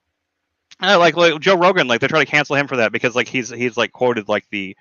Yeah, because isn't there like a Richard Pryor album that name is like it was like the N-word or whatever like that was the name of the album and stuff like that. Like and like he actually said the name of the album once, and like so they did like a whole supercut of like Joe Rogan saying the N-word a bunch of times. It's like that. It's just ridiculous. He never said it to somebody. He was saying it like quoting something else or reading something, and they try to like cancel him for it because he's a white guy that let those syllables come out of his mouth. Like, oh my God, it's just so stupid. I mean, I never believed it. Louis C.K., the comedian. I love Louis C.K. He got canceled, right, for consensually masturbating in front of people, right? It's really that's why his whole career like went to shit because of that, which happened like a decade and a half before it happened. It was like a decade and a half ago that this happened, and like and yet he had one of his comedy specials starts out with him calling his audience the N-word. He talks about that word for a while, then he talks about the word faggot, and the whole thing about how like he said like that when he was growing up, it never meant gay. It just meant that you were being a faggot and stuff like that. Like this entire like, and he didn't get canceled for that somehow. I don't even know how that. I mean, I don't even see people bring it up. And it was like his most famous. It was an HBO special. It was Eddie Murphy either. Nobody said a word. Well, that's because Eddie Murphy's black though. Yeah, but he would make fun of the gays and all the. Yeah, no, he would. Nobody. He would, but still, like it's. They don't. I mean, maybe these days now they cut down post Cosby, maybe, but. Like you could get away with it if you're from a minority culture, you get away with making fun of the minorities for a long time. Trans though, that's the current taboo. Yeah, there's no... Chappelle, like he crossed that line real early on, so he kind of got ahead of that one. But yeah, now but it still didn't work on Chappelle, and it probably wouldn't have worked. I mean, ultimately, I guess Louis C.K. he's back and he's doing comedy again, so I guess it really doesn't. I think comedians have the best armor for that kind of thing. But man, it just sucks to see because like. I mean, none of these people, they're not being hateful. They're not like the whole point of like, racism is that it comes from hate. It comes from ignorance and hate. Like people just don't seem to understand that. They just think that it's like, they see a list of like a checklist of things that if you check one of these boxes, you're a racist or you're a homophobe or whatever. It's just so dumb. Like I said, like I growing up in like one of the most, people would think probably the most backward towns in the country. If you were there, like Texarkana, it's not really a very, very progressive place, and yet I was friends with drag queens. Tons of some of my best friends were lesbians, were gays, were gangster black guys. I mean, like, and I'm as white. I'm as much of a straight white male as you get. I mean, I'm as much a straight white male as they come. And like, I mean, so I never understood that constant rhetoric about how racist everybody was and how, especially the South thing, the South, it comes from the academies and it comes from these very sheltered, isolated cultural bubbles. I guess what's the point of being like speak and represent everybody else? For them, what's the point of being in those places if you're in an ivory tower and you can't look down upon anybody, right? So, I guess I think don't we all need someone to look down on, like every culture? Because in Louisiana. The Cajun, like even the blacks would look down on the Cajuns so that they could feel superior. And so I think each culture needs that scapegoat at the bottom to contrast their own position with, or their own culture with. I don't know what mine is. I guess the liberal elite, I guess, types. I guess like what we look down on. I don't know. I don't know. I don't really have. But I'm friends. I've been friends with a lot of those people too. So like I don't know. I don't really have. Isn't like a certain people I look down upon really, like I can think of, at least not what I'm aware of. Maybe it's one of those blind spots or something like that. You're unconscious, but you're implicit. Yeah, like an unconscious bias type thing. There might be something like that, but I'm not aware of it. I mean, because I've been in all the worst communities. I've been in the drug communities. I've been in like the I've been in all the degenerate communities and stuff like that. I've been either part of them or kind of an orbiter around them, or like known people in them. I don't know. There isn't like a group of people that I can think of that I just like. I just don't think of people in groups. I just don't think of people in groups. I never have. I never understood people that did. Like what that need is to group people. Why I know as they say everyone does it, but I really don't. I don't understand. It's a shortcut. It's like an easy way to. Our brain takes shortcuts, so it's like I guess a lazy way to process to navigate reality. If my brain does that, it's easy. I group people like strangers and people I know. That's certainly something I do. But I think we all do that. But I definitely group people like there's the people I know, people I don't know. But man, I take my daughter out. Like we take my daughter and we have one of those harness things, like where she like rides like rides like just sitting out front where she can just like walk around. And she loves it. She adores it. But like we go to the grocery store and stuff like that, and like I mean like this strangers just stop us constantly because she's just got she's got bright blue eyes. She's got this beautiful smile, and she just stops traffic where she goes. And so I have to stop people all the time and stop and talk to all these strangers and stuff like that. And I don't think anything. I don't know. I never look at anybody that stops us and think like, why is that person talking to me? I mean, they just want to say hi to the baby and stuff like that. I mean, it's just, I don't know. I mean, I've known homeless people. I've been friends with like we used to, I managed the movie theater up here. We used to have this whole homeless encampment that was like right out back of the movie theater, and like they used to come in there. I used to let them come in and like, because we're a dollar theater. This one, last one, like especially at daytime, it was just like $1.50 for a movie. So yeah. I used to work at one of those. And so like I would just theater. They couldn't afford any the tickets or the concessions or anything. But I let them come in most of the theaters were empty. I'd like them come in like they just like sit in the movie theater and like and get out of the sun, stuff like that. And I talked to a lot of these guys like a lot of times, and they were nice people and stuff like that. And I like a lot of them like they weren't like just down their luck people. They were kind of homeless by choice, to be honest, which I thought was a little weird, but I didn't think down upon them. I mean, like that was just still they're human beings. I don't know. I have a real I get real like I run into those things with people a lot of times, and it seems I'm always like looking for those biases in myself, and I'm not trying to brag or something like that. It sounds like I am, but I just don't get it. It doesn't make sense to me like why it's so important for people to like categorize people like that. But I don't know. I guess it's just what we all do. I mean, just because someone's circumstances are one thing doesn't mean that the person itself isn't as interesting. I don't know. I'm just rambling now. I think some of it's pattern matching too. I do that up here with the local. If I know somebody is from here, I'm gonna make certain assumptions about them. Yeah, I mean, like there's shortcut stuff certainly, but at the same time, like it doesn't mean you automatically go like hate that person, that person, like kind of things. There's I have a schema in my head of what to expect from this person that's true. More or less maps. That's true. I mean, that is true. I mean, it is true that like, I mean, when it comes to like, if I'm in downtown, if I go to like, a show or something like that, a lot of bands, a lot of the people there are going to be very snobby. They're going to be very, this and that, but I still try to talk to people. I still try to like, be a human being and like, just kind of like, try to like, be a friendly person. But a lot of times when people do just kind of look at you funny because they're like, why would you dare talk to me? Kind of thing. But that's fine. Yeah. Yeah, I of course, especially if you're at a club or something where the show is, like, a lot of times, especially if the person you're talking to, it doesn't matter male or female, like half the time they're thinking you're hitting on them. So you gotta be careful about that, I guess. People can just think that you're hitting on them all the time.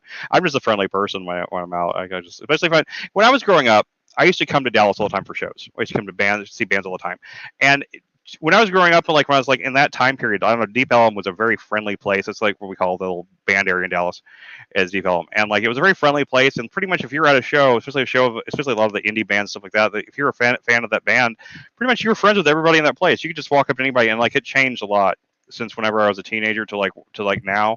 Nowadays you go to a show, people are very standoffish. People are very like, they're very much more, but like when I was a kid, man, like when I was a teenager, more or less, when I was 18, 19, stuff like that, man, I was like, going to a show is just like, finding a new social group, Yeah, well, that's where you went to meet people from your subculture. You didn't. Yeah, exactly. Didn't have any other way to find It's kind of them. the point, right? It's kind of I always kind of thought that was kind of the point of shows because like if you want to hear those songs, they're probably going to sound better on the album anyway.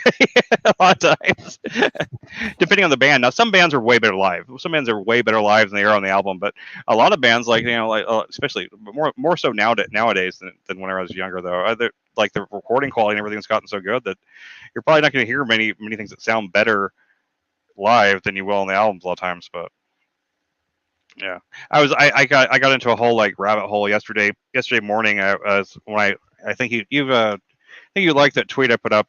It's the only tweet I've made in like probably 3 years. But I just like came across this old band, this album. I finally found it online and like I was listening to that and I found some old like Dallas music and stuff from back when I was a teenager and like I went down this whole rabbit hole of like of songs I'd heard a long time. Like man, some of the stuff was so like Oh, still Sci-Fi sound Canon Blues. yeah. It's really it's a great album, man. It's just I it's thought it was really the it's really Swedish weird. singer Annie, but it's a American group. Yeah, it's an American group that they only put out 2 albums, I guess. They put out like one album and some B-side collection, like but way back in the late '90s. They were on a small indie Christian label, but they really weren't a Christian band. They were just like on a Christian label. I guess they might have been they might have been spiritually like inclined or something like that. But I saw them live once and like no one else sounded like them then. No one else really sounds like them now. Like they're just like there were such great bands from. There was a band cut down here called Lewis that I also ended up finding all their albums. And have you ever heard of like I don't know if you ever have problem finding like old music, but there is an app that is very very obscure. It's been around since the early days of Napster. It's a peer-to-peer sharing app, and like almost nobody knows about it. I don't tell people about it many times because I don't want to. I mean, my friend is like, accidentally going to get like spread like wildfire, and then they'll get shut down or something because all those things are good. But it still works this day. It is still like a solid app that you could find any bizarre piece of music you can think of. I found like that's where I found all this music from. I just happened. I was like, oh, I kind of didn't think it would still exist, but it's called SoulSeek. I think it's Oh, I think I remember Sophie. well, it still exists. It still works. It's slsk.net or something like that, or slsknet.com or something like that. But you can if you're ever having trouble finding music, man, like I tell you what, you can find anything on that freaking app to this day. It's just bizarre because the app even feels like it was made back then. It's a really clunky old app, but man, people just have music on there that like you just can't find. I couldn't find. There was a song I could not find on YouTube. And YouTube has like everything, and like I could not find this. There's this old band that is called Unbelievable Truth. That has a song called From This Height, and I hadn't heard it in a long time. That's what started me on this whole thing, and I ended up finding it on SoulSeek, and I was just like, I was so thankful that like that site that this app still exists because like I could not find it anywhere online. I can find references to it. I found the lyrics to it online. I found references to it here and there, but no place that actually had the song because it was a B-side from a Japanese release from this band. So. Do they have one for movies? Because there's movies that I can't find anymore. They keep memory in TV shows. You can find movies on SoulSeek too. I mean, so it's straight up file sharing. So if the file is shared, then yeah, you can get it. Oh, you have to download it. What movie are you looking for though? I can find most movies. One of them is Spike Lee's Girl 6, which is not available anywhere. I don't know if it's ever been put on DVD. That may be the problem with that. It was on DVD at one time. But, was it okay? I didn't snatch a copy. And they have it on Amazon, but it's unavailable. It's listed, but it's unavailable. Have you checked the good old Pirate Bay? No. Yeah, I don't go there for many things, but sometimes whenever I can't find something anywhere else, you check the Pirate Bay and you will usually find it. Like 9 times out of 10, like I found things on there. I had a hard time finding one of those Linklater movies, like a couple months back whenever we were talking about that, because I was like because I didn't have any of them anymore. All my DVDs got sold or stolen from a long time ago, and so I didn't have any of that stuff anymore. And like I can't remember which one it was, but I could not find it on any of my good torrent sites. But I found it on Pirate Bay finally, and it worked fine. I mean, Pirate Bay is just the way it is. I mean, there have been a couple of things I have not been able to find. It's like been small indie movies though. Like usually anything that was made by a major director or something like that, 9 times out of 10 it's gonna work. Let me see here. And there's like a forum site that kind of like that links off to Pirate Bay a lot of times called Superbay, SUPRBAY. I think it's pirates-forum.org, and you can usually find things on there.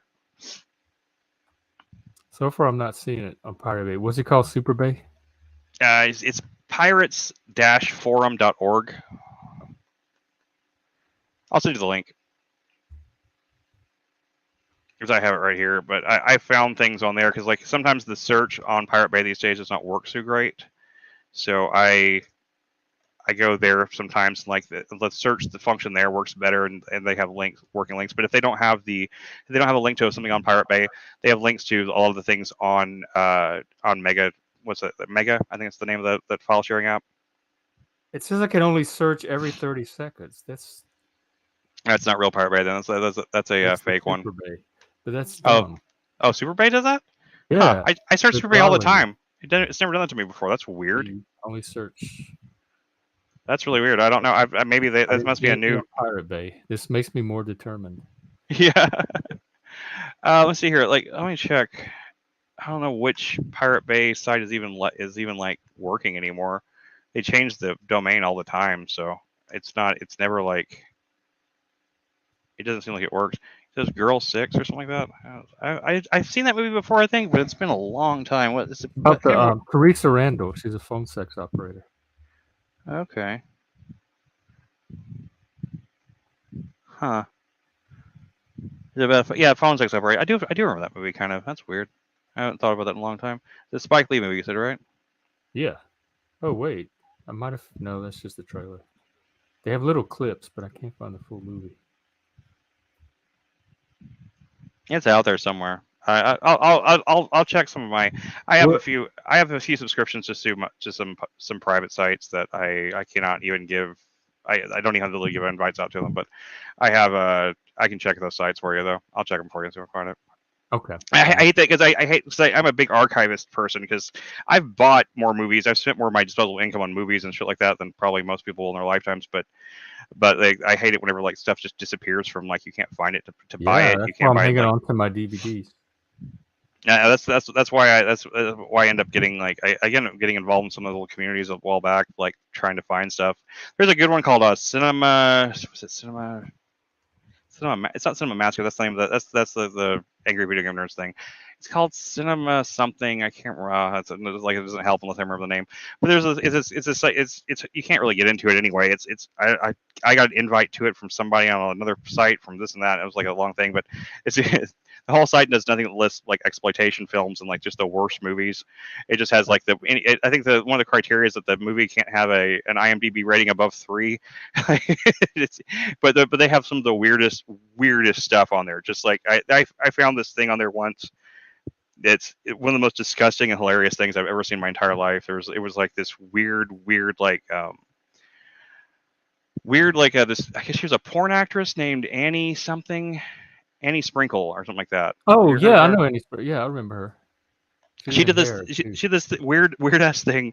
I swear to God, like like the whole Tim and Eric thing, like their whole aesthetic. I swear to God, they took their entire thing from this woman's like bizarro like post porn documentary work stuff because her stuff is so bizarre and I'm just gonna make it sound unfunny if I describe it. But like she has this thing called the Sluts and Goddesses Workshop or something like that, and that freaking like thing is one of the most. Me and my wife watched it when we were on some hallucinogens a while back, like 10 15 years ago.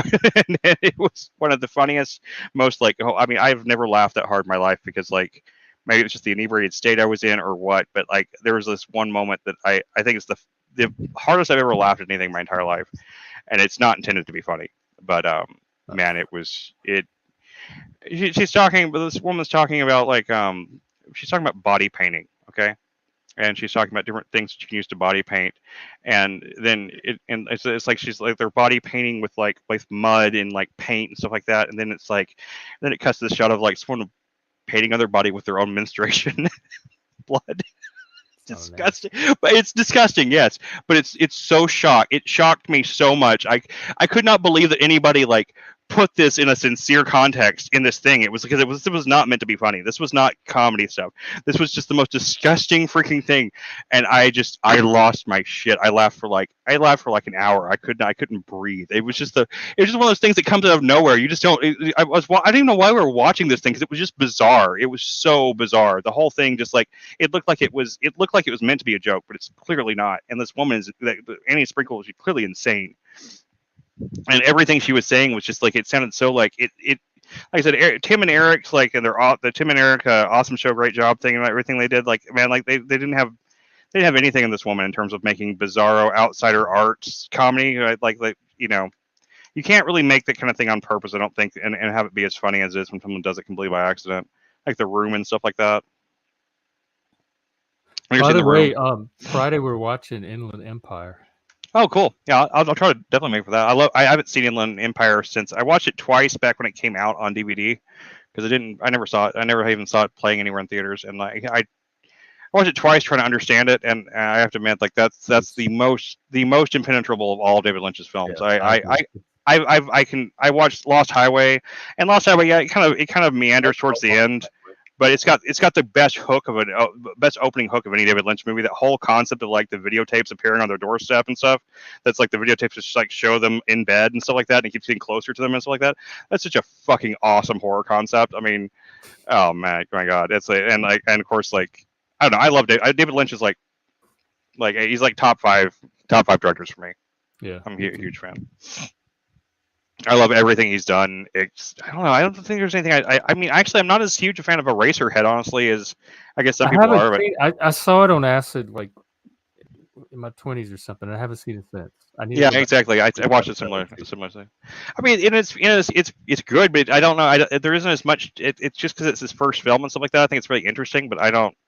And Dumbland was not the greatest thing ever. Yeah, it's not great. So great. I used to own that DVD. I bought it when it came out because I was just into anything David Lynch like it. And it's like this bizarre series of like I guess there were web shorts or something like that. They're like stick figure drawing animations. He had its own site you could pay to watch. Yeah, it's not great. It's not great. I can't say that it wasn't nearly as surreal as I wanted it to be. It wasn't nearly as there's a show that actually is it's my favorite TV show of all time. It's called 12 Ounce Mouse, and it actually does what Dumbland does, but it does it way better. So, yeah. But yeah, I mean, I love everything David Lynch does. Inland Empire is great for what I remember of it, though. I remember kind of really losing track of what's going on towards the end of the film, but there's some really great sequences in it. What's her name? The main girl in it. What's her name? Laura Dern. Yeah, Laura Dern. Yeah, she is. They have Industrial Symphony #1 on YouTube now. I couldn't find it for a while. Looks like they have the whole thing. Industrial Symphony #1. What's that? That's the performance art piece he did with Julie Cruz. Laura Dern and Nick Cage from Wild at Heart have cameos in it. Oh, great! Send me the link to it. I'd love to see that. I guess David Lynch has such a vast filmography of like stuff. He has like weird commercials and stuff he's done. And I end up hearing about like way after they come out. And like I'm just like I always love discovering new stuff like that. This is a stage show, and it came out about the same time Twin Peaks did on video. I have the VHS. Let's see. How do I send it?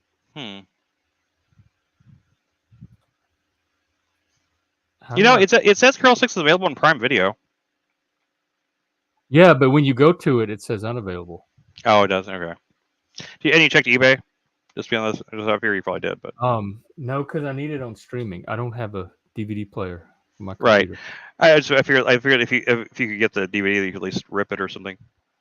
Yeah, but you don't have like the DVD thing on the computer. Yeah. I'm just saying it's like too much investment to. Yeah, that just sounds like too much investment for a movie that you don't really get that much about. I know, I get it. I get really stuck on those kind of things. So especially whenever it's like unavailable, it's like then when I finally do find it, a lot of times I watch the thing and I'm like, I didn't really like it that much. Right? It was totally not worth the thing. But I think I get into the chase. I get into the active search. So like I also tend to do things like I like to hack my game system, stuff like that, or like I have a Nintendo Switch and like a PSP and stuff like that. Like I always like hack them and go through all the stuff like to, Yeah, and like the probably people do it to get so they can play pirated games or something. I don't really ever do that on them. I just like the whole process of learning how to make it do stuff it's not supposed to do. You know, I find it very interesting to do that. I don't know why. I find it fascinating or fun to. I find that a lot more of a game. It's a much more fun game for me than the video games themselves. It's like making the game system do something it's not supposed to do. I did that with like the Wii back whenever it came out, and like went through the whole like thing of like back when they were very first figured out how to do that stuff, and it was really fun to follow along and learn how to do that stuff. And then after I hack the systems, I tend to lose interest. It's like I don't really have anything. There's nothing else to conquer at that point. Yeah, it really is weird that this movie, a Spike Lee movie, would be so hard to find. After, I mean, he's such a famous director. If it's Pat. Yeah, I wonder. I used to have that DVD too. I have it on VHS. You have a VHS. Yeah, it's not great, but no, I know, but I want to see if it's even available now, because it would be so controversial. You know what it says on Amazon Prime though? It says it's not. Hoopla. It says it's not available to watch in the location, so you might try a VPN. Might try to go to that link for Amazon to a VPN site through a VPN site like from like England or something like that, and see if it works then. Oh wow, Hoopla does have Pat. Let me see if the girl. Yeah, again though, that sounds like too much work to watch a movie. Okay, I mean I have like a VPN thing. Like I use Opera a lot of times. This has a little VPN button on it. It's like built into it, and I use that if I need to use a VPN real fast. So yeah, I mean, if it's definitely if it's giving that much trouble, then yeah.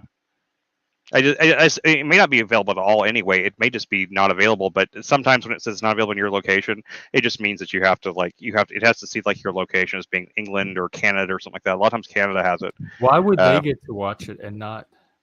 It's rights issues, man.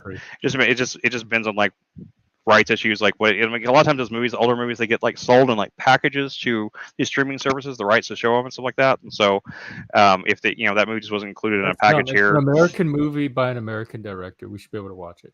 Yeah, well, I know like for what was it for a long time, I remember seeing people complaining online about the fact that you could watch the U.S. Office. The U.S. like the show The Office in Canada, but you couldn't watch it in the United States on any streaming service for a short period of time. It wasn't available on any streaming service. I wasn't that huge a fan of the show, but like I just remember people complaining about that on Twitter or something like that back whenever I was running a Twitter account.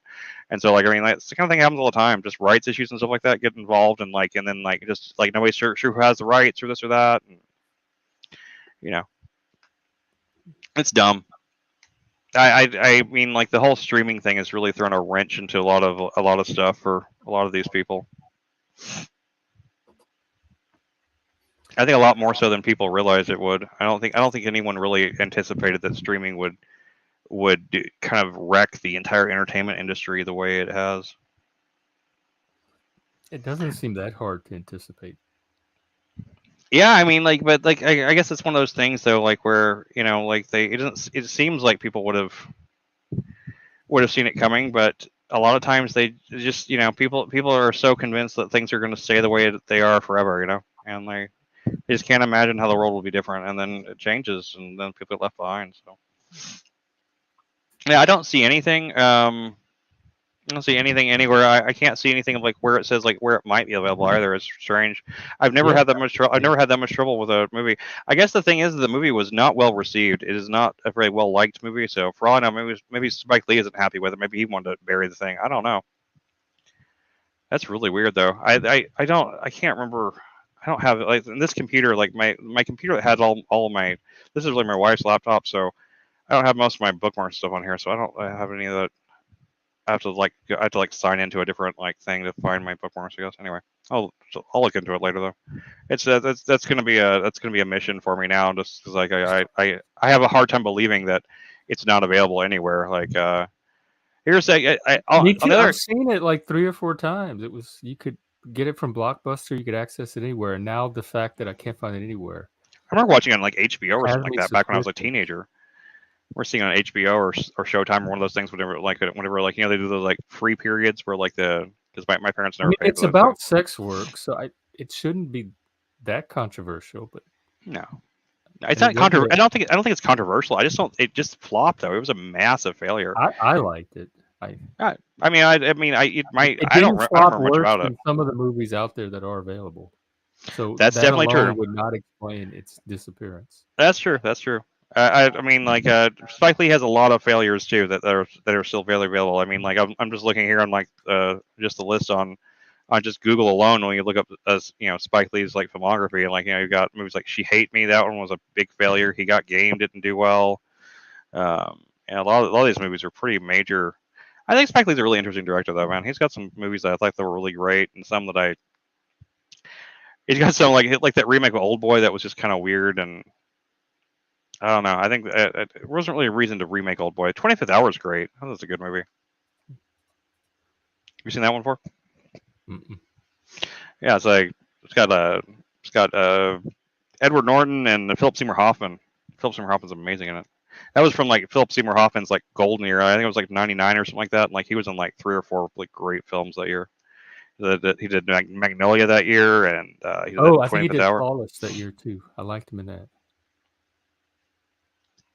I saw a movie that was on like something streaming the other day when I was on YouTube, and like I remember seeing a movie streaming or what was that it had him in it? I think it was a Charlie Wilson's War. I think is what it was. That's a really good performance from him. It's a fun one. Charlie Wilson. Charlie Wilson's War. It was a movie that Aaron Sorkin made back in I don't know 15 years ago or so. But yeah, it's got a really good Philip Seymour Hoffman performance, and it's got Tom Hanks, Philip Seymour Hoffman, Julia Roberts. It's a pretty star-studded movie. It's about a congressman that somehow he did I can't remember what he does now. He does something to help fund some rebels over in like some other foreign country or something like that, and it's something that takes place in the 80s. It's interesting. Hmm. I haven't seen it in a long time though. But by the way, we're doing that Jung book club today. Oh yeah, I haven't read the book though, so I would need to have read the book.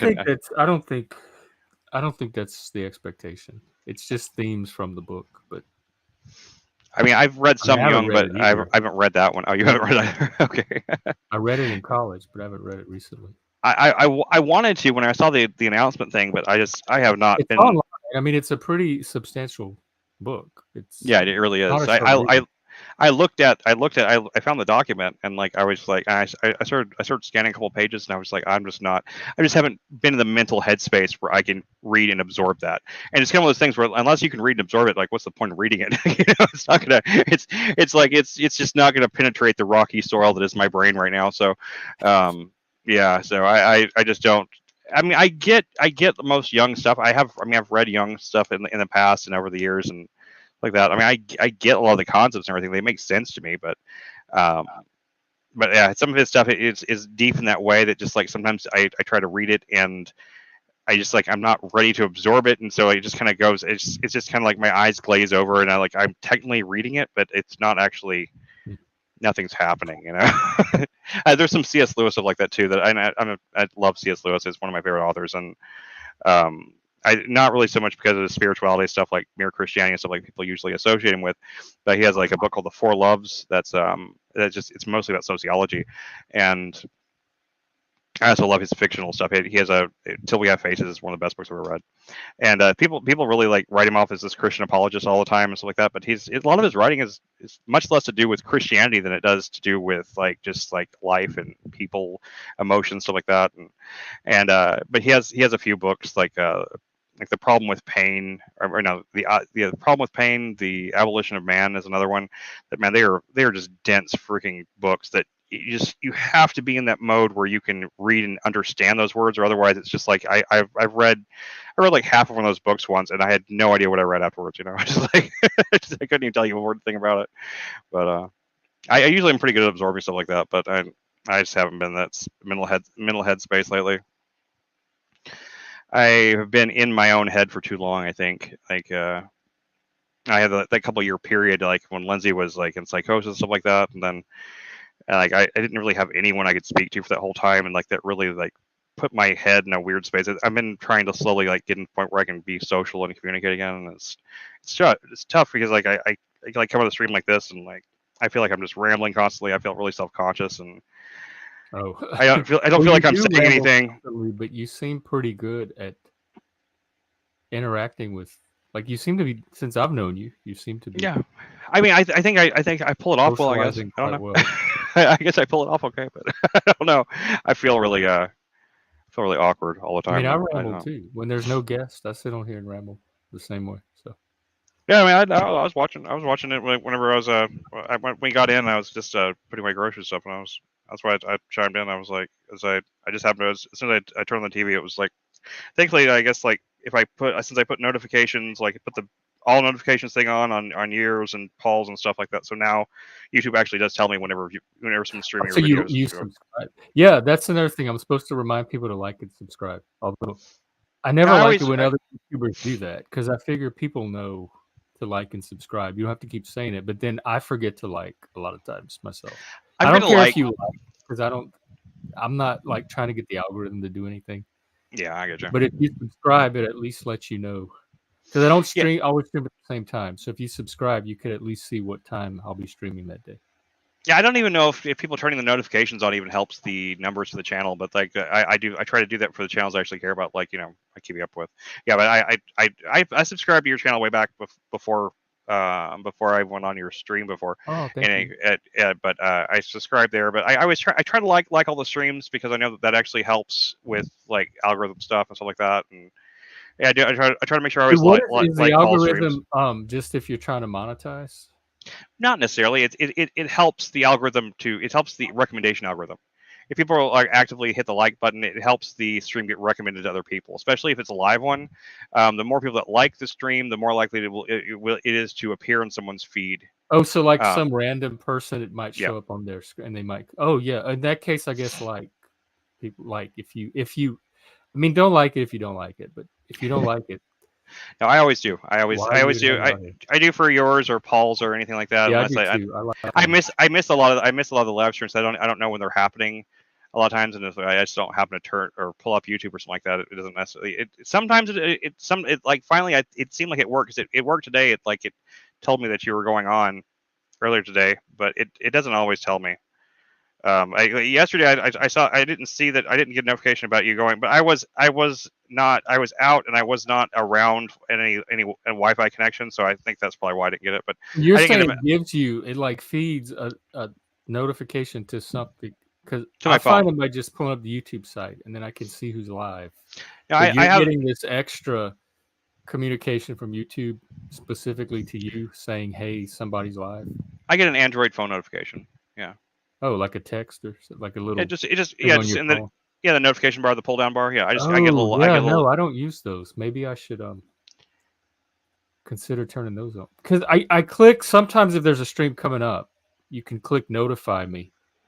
Yeah, but then it never does. I never see. It never does. It never does. So I'm always clicking them, but I never get notifications.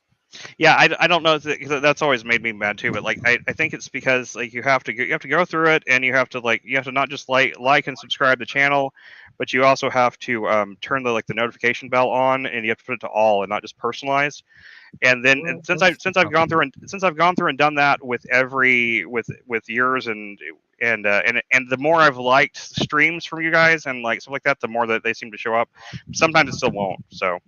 I don't know, but like I mean, it has the last few times. But like I said, yesterday I didn't get a notification about you going on yesterday, and I didn't see that that you did stream yesterday until it had been over. And I saw it on my feed. My recommended feed. I said, like I said, he streamed it like an hour ago or something like that. I didn't get a notification of it being on, but I think I wasn't here though. It's not like I would have been able to come on or anything. I wasn't here. So, but we were out trying to get some doctor stuff taken care of. So. Yeah, I don't have phone service right now. I have an old phone I use on Wi-Fi. So I take that back. I do have phone service now. I just got one of those government free phones. If you're on food stamps, Biden phone now.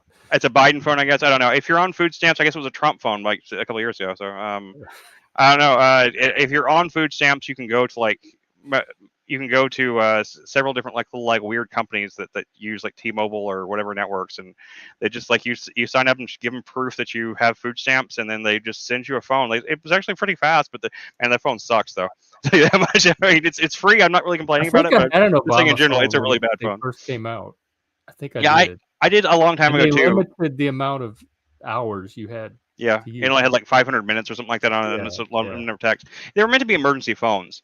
And this one I have, like, it's not like in terms of like the service amount, like you have unlimited calls, unlimited text, and it works for a solid year. You get unlimited calls and text, and it has some data. You can, I think, but you get like, I don't know, like you get like 2 or 3 gigs of data, which is fine because I don't really need data when I'm out. I don't really need to use it. I just use it on Wi-Fi. But the phone itself is so slow; it barely works on any kind of app or anything like that. But it works just enough to, like, if you need to like check maps to get somewhere, or you need to use like check your bank account or something like that. It works good enough for that, so it's good. Bye, Patty. I didn't know she was still there. Yeah, I'm gonna have to end too. I have something to do later this afternoon, and then I have to get ready for Paul's thing tonight. So. Oh yeah, what's he got he's got a stream with that? What's that guy? No, I'm talking about I guess Anton's thing. I call it. The Anton's thing. I think the Paul young thing is streaming either today or tomorrow. He's gonna be talking with Xander Teague. Yeah, Xander. Yeah, I don't like that guy, but we'll see how it goes. I know. I like the fact I like Paul's streams when he's doing this. I'm glad he's getting out there and getting like into those circles and stuff like that. I think it's really good that he's doing it. But there's the last few people he's done these like Wick. I'm not a huge fan of Wick, but he's okay. He's just not very good at moderating. I just think he should be better at moderating. If he's like moderating a show of debate, I think he should be a little better at it. But I don't like the people. I don't have a problem with Wick. I just don't like the people he chooses to be on his streams a lot of times. Like, because I would never have that Vivian person on a debate stream. God, I would never like. She's never coming on my show. Vivian, you are never coming on this show. Right, exactly. I mean, never in a million years would I want that person on anywhere. Come on the show unless you're Vivian, then don't bother. Exactly, no man. Cat. And like, I don't want cat people. Exactly. I was because like I think that's really obnoxious when everybody else is on camera, but they have to be a VTuber thing. I hate that VTuber crap, man. That's so annoying. I mean, I know some people are just like that. They don't feel, they're self-conscious or this or that, and I get it. I mean, I'm a little self-conscious myself. I've lost these teeth recently and stuff, and I feel very, seriously, I do. With no teeth, then I do not like. Every time I catch a glimpse of myself like smiling or something like that, and I can see those gaps, man, it makes me super self-conscious. But you can't tell at all. It doesn't. You look like I know. I'm aware of it. It's like one of those things. So, but I would never choose to be an anime girl. It's like, I mean, like, at least I'm gonna face it. I'm gonna be myself. I mean, who I am. I mean, there's no point in trying to hide it. Like, that's authenticity, and she's. I'm not saying the lack of authentic people are inauthentic, but she is no, I've known trans people that are authentic. That were authentically themselves. I have known trans people that were. It's not the trans people that I've known growing up are not like the trans people of today. So, like, especially not someone like that. I mean, like, they're not even trying. Obviously, like, it just seems like it's an aesthetic. It's a persona for them. Like, and it's a political identification. Yeah, it's political as well. Yeah, it's an easy shorthand to like make sure like you're automatically accepted in all these various groups. That they can't reject you. In fact, that's why you end up with straight queer people. Right. It's just weird, but yeah. It's just a weird thing. They're just like the straight queers. Like, they're like, I mean, I guess, like, I mean, I sort of understand it because, like, I've always been an outlier. Any group I've always been like the odd man out. So, I mean, I get where that kind of idea comes from, but I just think it's silly. I mean, like, we didn't have anything like that when we were growing up. Did we, like, this group that everybody was so desperate to identify into? Yeah, I don't think I don't. I mean, well, I don't know. There weren't like one big one like that. There was like, not everyone would be. There was alternative or something like. Yeah, there was like the Gothies thing or color your hair, but there wasn't anything political about it. Like, it didn't give you this political group like solidarity with any particular. I was a bit of an indie scenester whenever I was younger. I mean, I get it a little bit, but but yeah, I mean, like but it's it's a much larger, bigger group type thing. Like it's part of like this whole like liberal-ish, lefty, progressive like thing, being a socialist, being all this stuff. It's like all part of this like And I don't know why anyone would want to be in those social groups for the most part, because they don't seem very inviting or very kind for the most part. There wasn't an ideology behind it growing up. If you saw Yeah. someone with colored hair or mohawk or some kind of cool T-shirt, there wasn't an in group and an out group. It usually just Like- meant they like the same music as you or whatever. Yeah, but we didn't. It gave you affinity with those people, maybe like on a personal level. You might not like all of them, but it wasn't like you're part of us, and these other people that are not part of us are bad people, and we shouldn't form society with them. And it Yeah. seems like now it forms like this really rigid in group that's contrasted with this out group. Exactly. Yeah. It's really just it's bizarre. Really. I mean, Because Man, the like- reason they're identifying into queer in the first place is because they don't want to be associated with heterosexuality or heteronormativity. So they're so Nothing more- desperate, or like the trans, to identify out of male into female or whatever. And Nothing- we nothing didn't worse have than anything straight like white. that, where there was this out group we were fleeing and this in group that was ready to accept us. Yeah, it is weird. I mean, I've felt a little bit of that whole like being straight and white is kind of like a straight white male has been kind of like like the least cool of any kind of thing you could be. I felt a little bit even as a teenager a little bit, but it never really bothered me. And Even as a I never- teenager, you were feeling it. a little bit, yeah. I mean, just because certainly, only in not in personal, no, not In the interpersonally. subcultures. Not in my subcultures. No, I mean I saw it in the media a little bit. I saw that in sitcoms and movies and stuff from even back in the '90s. There was certainly that sentiment, but it was more of an undercurrent. Something you kind of sense there, but it wasn't like it is now. It's not like it wasn't. There certainly wasn't I nothing. mean, nothing I'm blatant even about it. feeling it, and I'm not even straight. I guess, Right, I guess I'm whitish and male. Right, but you're not. You're gay, but you're not trans, which means you're not. You're not as queer as We're somebody cis else, gays right? So now. yeah. You're cis gay, right? Exactly. Yeah. It's just, and it doesn't matter. Like nobody being straight or gay none of those things should matter in the first place. No. Like we shouldn't have these. I mean, Trans shouldn't even matter. They're the ones shouldn't. making No, a it big deal shouldn't. about it. it shouldn't. I'm saying it shouldn't matter at all. It should not be a thing. I've never gotten like that. As much as I don't get like the want from everyone to put everybody into groups, I get even less the ability, the desire to want to be part of those groups. I really don't get that. That really makes zero sense to me. I've never, what's the old Woody Allen line? I've never wanted to, I'd never be a part of any club that had me as a member, Yeah. Anyway, well, you said you got to go, man. So I do. So good seeing you. I'll be Yeah, on good seeing you. tomorrow at some point. I'm gonna try to stop by Anton's thing just because, like, what time is it? Do you know? I think it's going to be 7 p.m. your time, Central. Okay, 7 p.m. I say 7 p.m. Okay, cool. Yeah, Yeah, I want on to come by to Thursday. support Anton anyway. Is it just on Discord? Yeah. And Cool. that's the we're having a Carl Jung. I keep saying PFU and Carl Jung book like discussion tonight. So if anybody else wants to participate, just email me for an invite to the Discord server. It'll be on the PF Jung Discord. Cool, man. I'll Okay. probably try to see you later, man. And they, All when's the Inland Empire thing? Is it Friday? It's going to be Friday, and that's going to be at 5 p.m. Central. Cool. All right, cool. I'm definitely interested to show up for that. All right, see you later, man. Okay, I'll put the link in the server. Okay. Yeah, I do have to run. This was fun. I'll do more things tomorrow. Let me glance at my schedule tomorrow real quick. Other than Paul's conversation with Xander tomorrow at 6 p.m. Central, I'll have a lot more time to stream. So I'll go ahead and schedule something after this and set the stream up for tomorrow.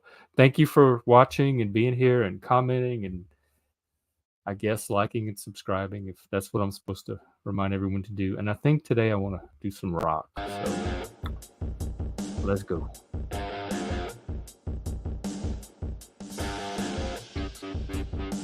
Bye. See you tomorrow.